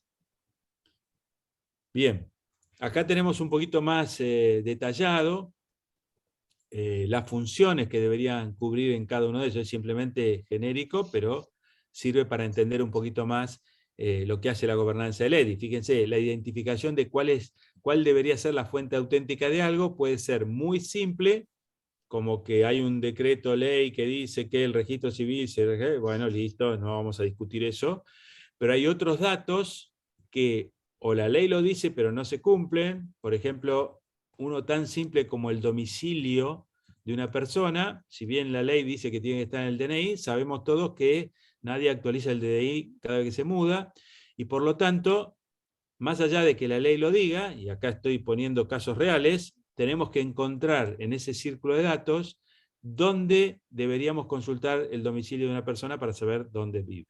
Entonces empiezan a aparecer esta necesidad de identificar determinadas fuentes que no son tan claras o que no son operativamente estables o se pueden utilizar. Definir esos procesos interorganizacionales, que van juntando momentos de vida del ciudadano y los van haciendo confluir, establecer recomendaciones a los miembros. La seguridad está muy buena, ahora el X-Road está instalado en Ucrania. Ucrania no tiene problemas de seguridad de información, está pensando en hacer lo mismo que hace Estonia, de si me bombardean los centros de cómputo, lo saco a una embajada, pero mañana puede pasar otra cosa. Entonces hay recomendaciones que seguir, y seguramente si hay una emergencia va a haber que tomar decisiones. Priorizar la reutilización de desarrollos existentes, esto es fundamental. La velocidad del ecosistema gana, pero muchísimo si se puede reutilizar antes de hacer de nuevo las cosas. Cualquier cosa que está hecha tiene que pasar por la gobernanza antes de descartarse, porque aunque sea en forma parcial puede ayudar muchísimo. De hecho, hay sistemas antiquísimos de los años, de cuando empezó la computación, que hoy seguimos usando sin darnos cuenta, pero cuando ustedes reservan un pasaje de avión, pueden ver muy linda la página en la web y demás, pero el sistema que está abajo es uno que se hizo hace muchísimos años, y es horrible, es pantalla verde, pero con las interfaces adecuadas sigue funcionando y aplicándose adecuadamente. Entonces, promover la incorporación oportuna de nuevos miembros. Esto, el caso de Neuquén, yo les conté, creo que en la introducción, pero, se apareció el COVID, había que sumar a los actores privados, y bueno, fue la oportunidad de convocar actores que no estaban en ese momento dentro del ecosistema. Entonces, los casos de uso normalmente son los disparadores de prioridad. Yo puedo tener un programa provincial que dice, para dentro de 12 meses o de 24 meses, todos los organismos del Estado tienen que estar conectados con X-Road. Y hago avances en ese sentido. Pero de golpe viene un caso de uso y me prioriza uno de esos actores. Entonces, ahí es donde tengo que actuar, y ahí la gobernanza me tiene que guiar en ese sentido. Y a articular los proyectos. Este es otro tema clave. Muchos de los ustedes deben tener muchísimos proyectos dando vuelta, licitaciones, contratos, desarrollos. Bueno, esos proyectos se están haciendo sin articulación. Muchos de los, no quiero decir que todos, pero muchos se están haciendo sin articulación. Esto nos está pasando ahora en la Ciudad de Buenos Aires. Por ejemplo, en la Ciudad de Buenos Aires hay cientos de proyectos desarticulados. Y lo que estamos buscando ahora es que la gobernanza empiece a articularlos, empiece a ordenarlos. Y este es el secreto de no malgastar recursos, de ir más rápido, de no rehacer cosas. Así que esta es la gran función de la gobernanza. Y para eso se monta y mantiene esta coherencia global que buscamos. Pero por supuesto, esto no funciona si no hay computadoras, si el X-Road no funciona. Entonces acá aparece la gestión del EDI, que hay áreas en cada lugar que están más orientadas a hacer esto directamente. ¿Y cuáles son las funciones básicamente? Bueno, va a ser el registro y verificación de la identidad de los sistemas que se van incorporando.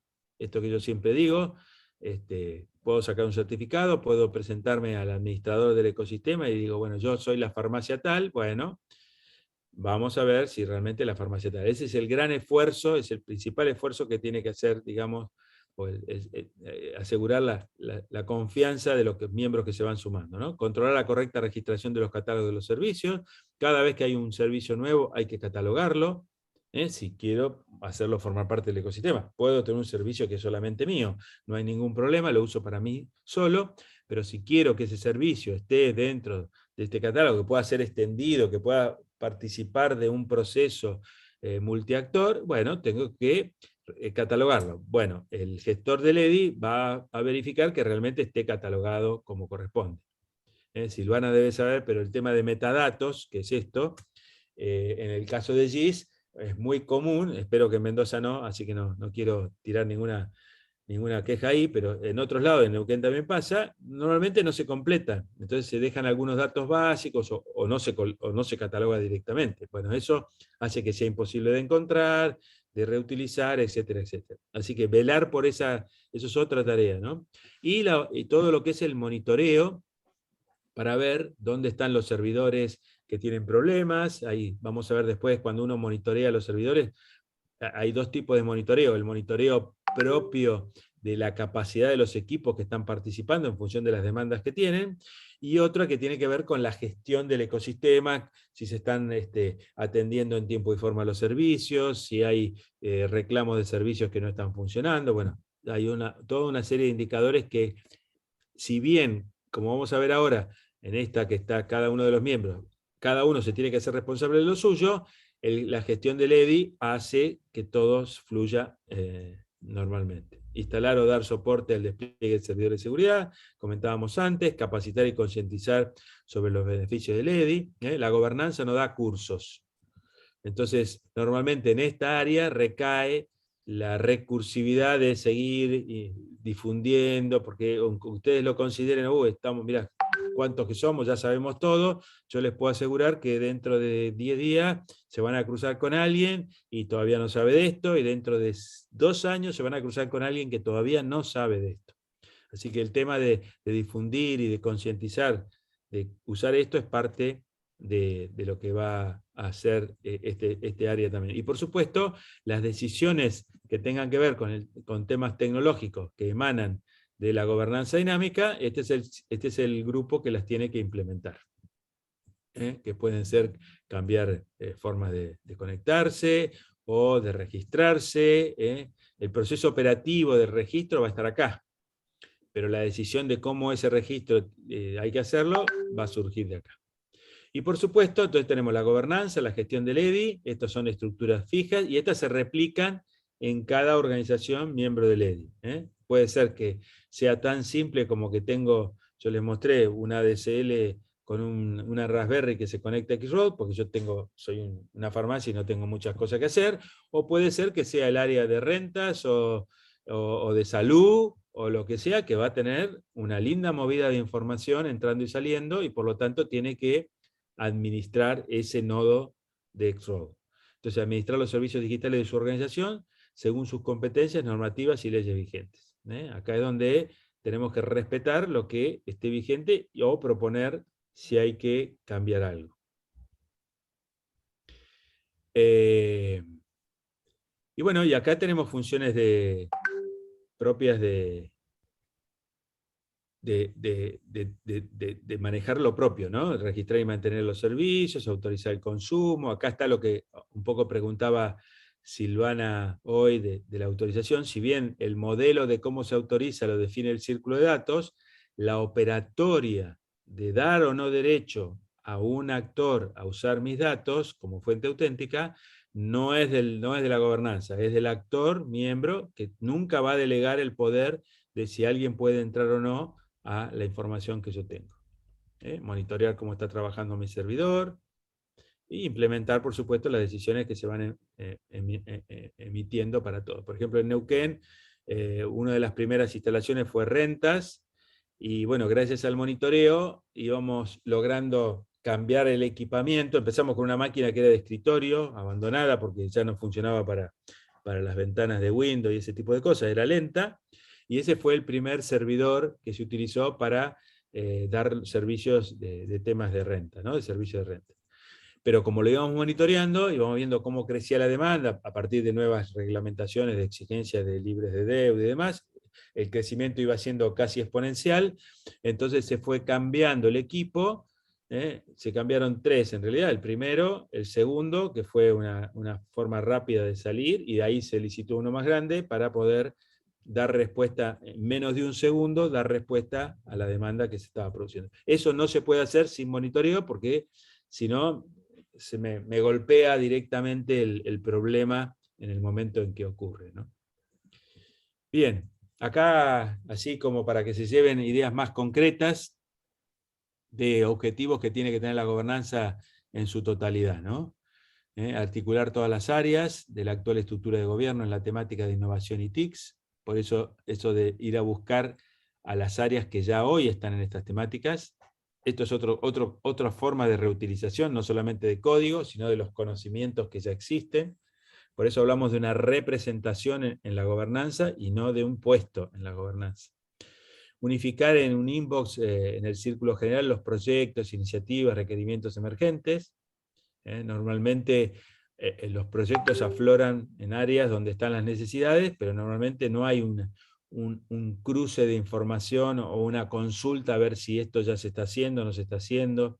Hay veces porque no se quiere que se sepa, y otras veces por falta de esta articulación. Bueno, acá la idea es que los nuevos desarrollos, los nuevos presupuestos empiecen a colaborar unos con otros, a compartir esos recursos y tratar de ir lo más rápido posible. Reordenar los sistemas legados en forma progresiva y sistemática dentro del EDI. Esto no es rápido.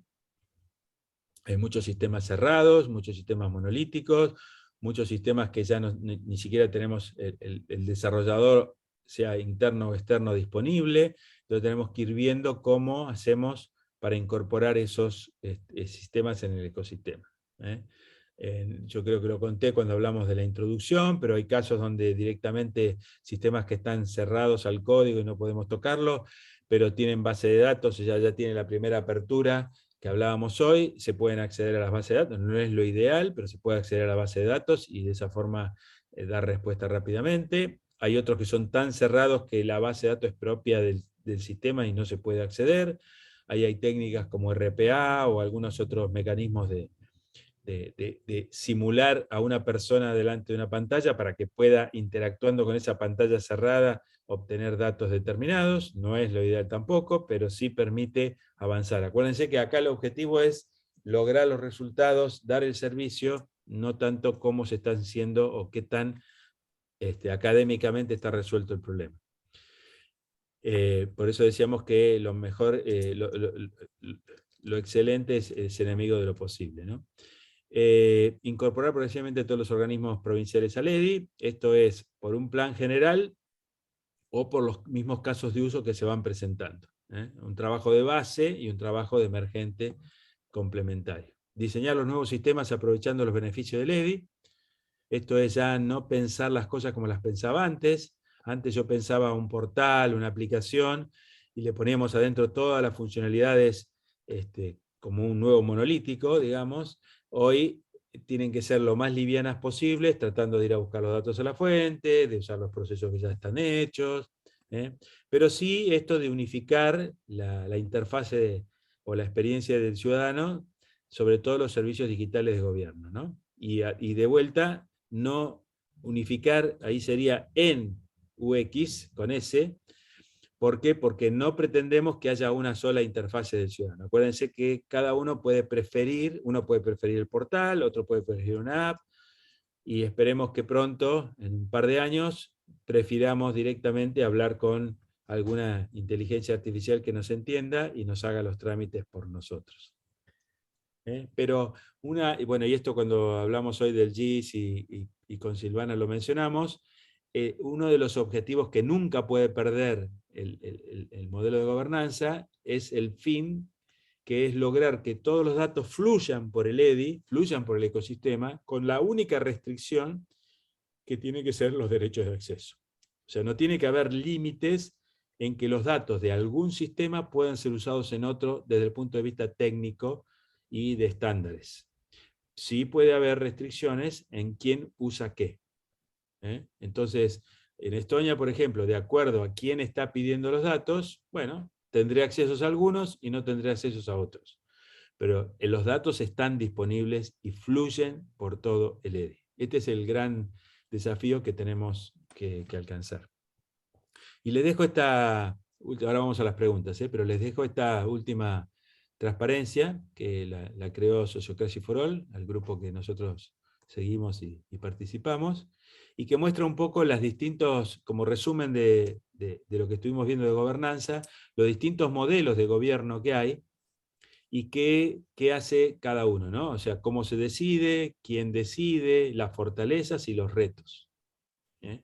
Y básicamente no vamos a leer todo esto ahora, pero sí, para que tengan idea, fíjense que uno de los problemas de la democracia es que hay una tiranía de la mayoría. Y uno de los problemas del consenso, donde tenemos que buscar el consentimiento de todos, el consenso de todos, es que acá hay una tiranía de minorías.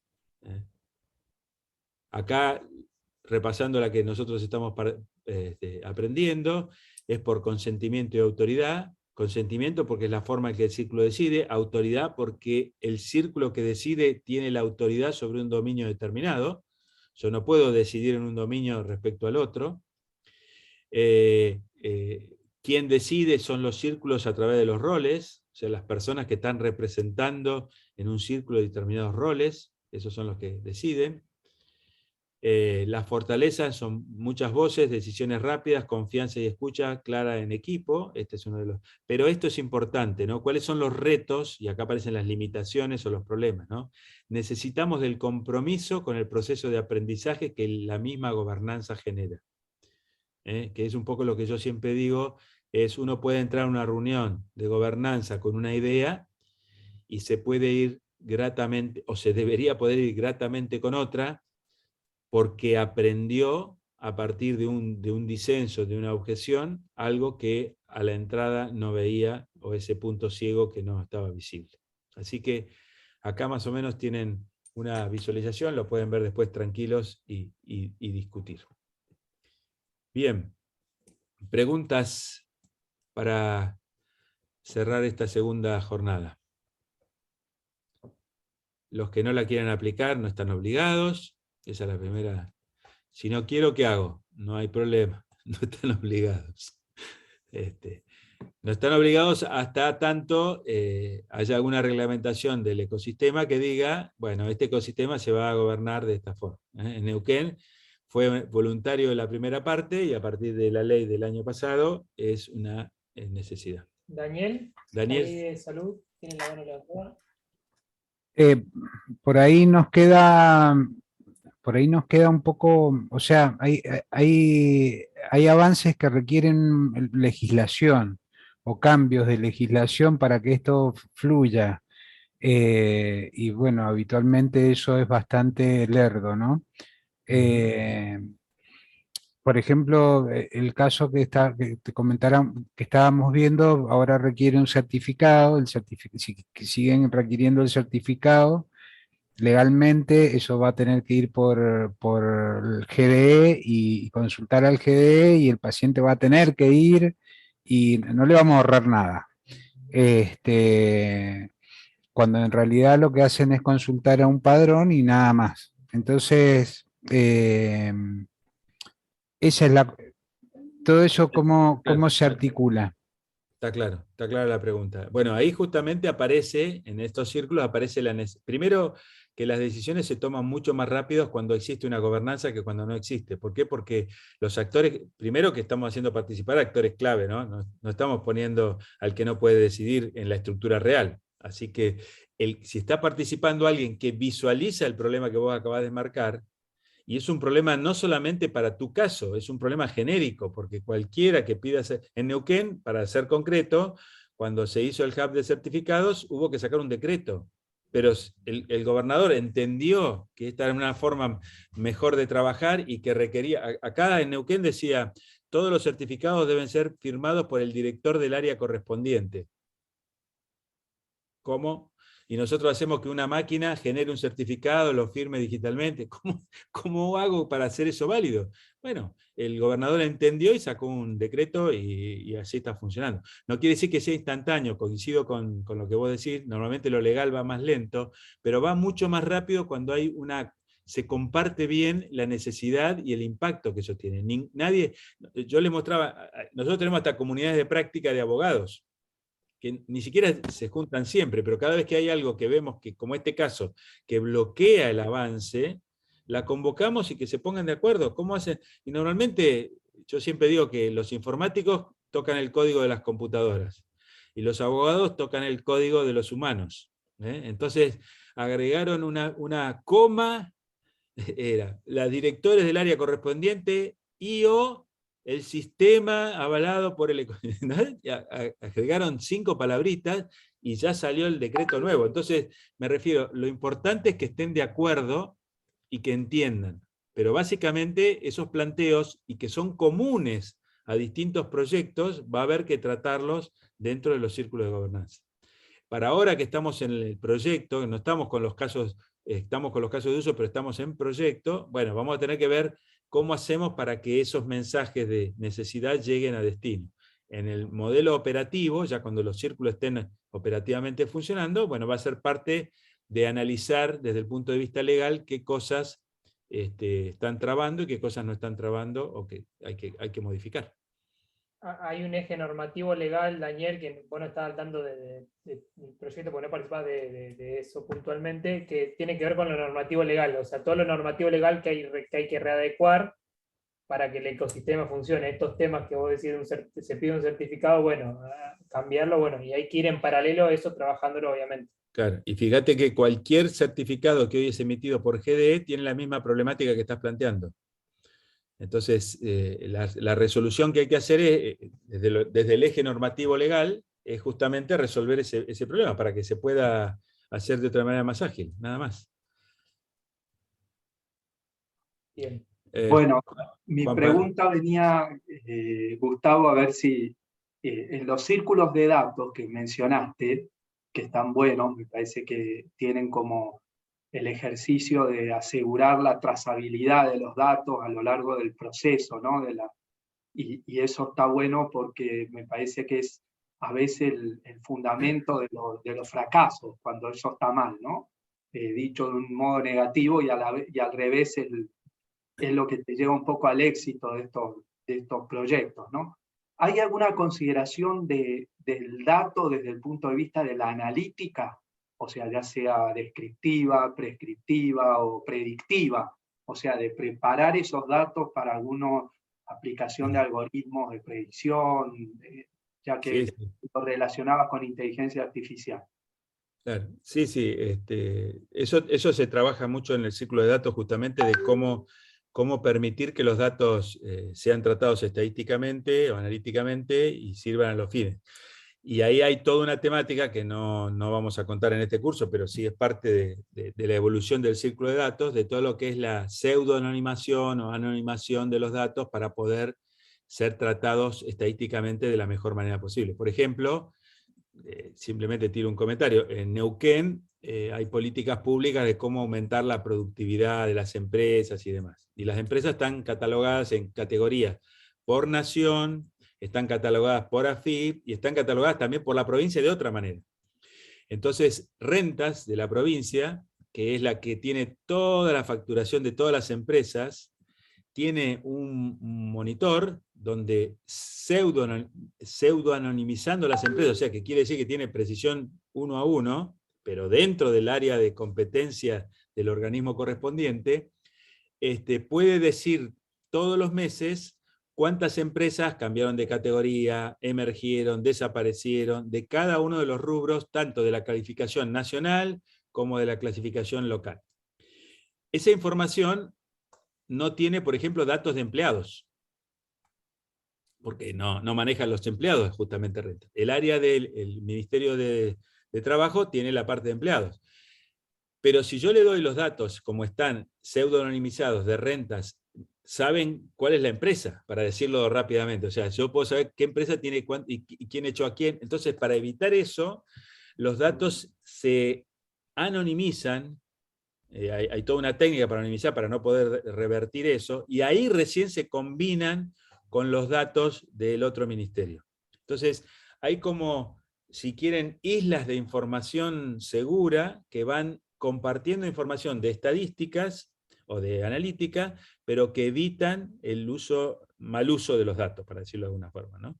Entonces, es como hacer el concepto de anonimización, pseudo-anonimización, incluso está pensado, no estamos haciéndolo todavía, es crear acuerdos, por ejemplo, supongamos que el personal y las empresas hubiera datos que hoy no se pueden saber cómo están mejorando, bueno, hacer algún clinch entre las dos organizaciones para que entre las dos produzcan datos de mayor calidad que lo que hoy están produciendo. Les puedo asegurar que si ustedes miran las estadísticas a nivel nacional que surgen de AFIP y las estadísticas que surgen de Neuquén, dicen no puede ser que haya tanta diferencia, por la falta de detalle que tiene una respecto a la otra. Pero también tienen que tener en cuenta esto de mantener la confidencialidad de la información. ¿Por qué? Porque la ley lo pide, ¿no? O sea, quizás a uno le diga, bueno, a mí no me importa, pero no, hay una ley que pide el secreto fiscal y eso hay que respetarlo.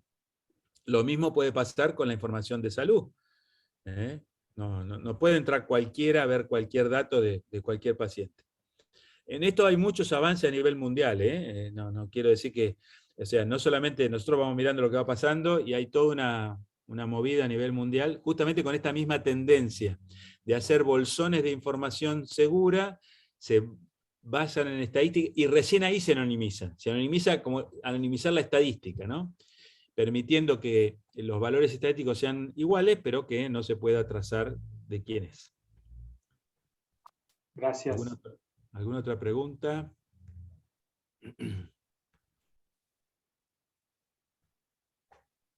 Bueno, ahora nos queda una reunión más donde vamos a ver justamente cómo hacemos funcionar esto en el mundo real del ecosistema, cómo hacemos para manejar las distintas situaciones de casos de uso, cómo son los procesos de decisión que empiezan a fluir entre algunos ya están viviéndolos porque ya están participando de algún caso de uso, como Daniel, que ya está participando de uno, pero lo interesante es ver cómo se va a ir desglosando el caso de uso en datos, procesos, en servicios, y cómo eso, hoy todavía no existen los círculos de la estructura formal, por lo tanto son las mismas personas que van tomando determinados roles, pero a medida que se vaya consolidando la estructura, y nuestro objetivo es que cuando termine el proyecto esa estructura esté operando. Así que la vamos a ir conformando a medida que vamos avanzando. Bien. Bueno. Quería aportarte también, Gustavo, que del caso de uso que también habíamos analizado respecto de GIS, digamos, cuando se genera una calle pública, bueno, ha sido un poco difícil concertar una reunión general. Yo ya la tengo prevista para el día viernes de esta semana, donde va a intervenir la directora del registro de la propiedad, ¿no? Justamente para involucrarse. Ella está muy entusiasmada en todo esto, y bueno, un poco la agenda de ella estaba un poco complicada, pero bueno, seguimos, digamos, con la iniciativa de poder hacer ese caso de uso, así que bueno, estamos ahí. Bárbaro. Tengan en cuenta que nosotros estamos haciendo un proyecto que tiene una determinada cantidad de casos de uso, pero esto es una estructura que no estamos acá no hay nada cerrado, o sea que todas las personas que vayan viendo y que ustedes vayan, como está haciendo Silvana ahora, concientizando a otros actores, el registro de la propiedad es clave, es una fuente auténtica que tarde o temprano la tenemos que tener, no podemos no tenerla.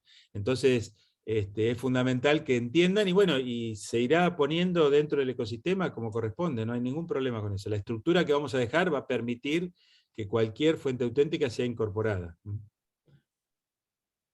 Bueno. Bien, justito, creo que estamos 12:01.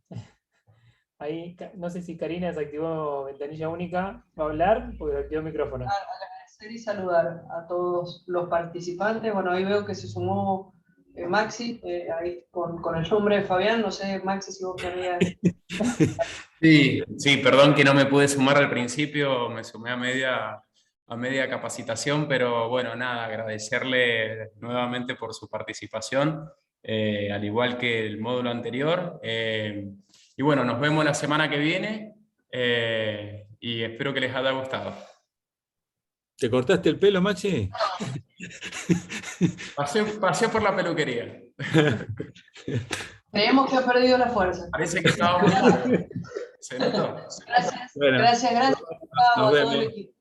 Chao, hasta luego. Gracias, saludos. Chao. Muchas gracias a todos. Gracias. Gracias.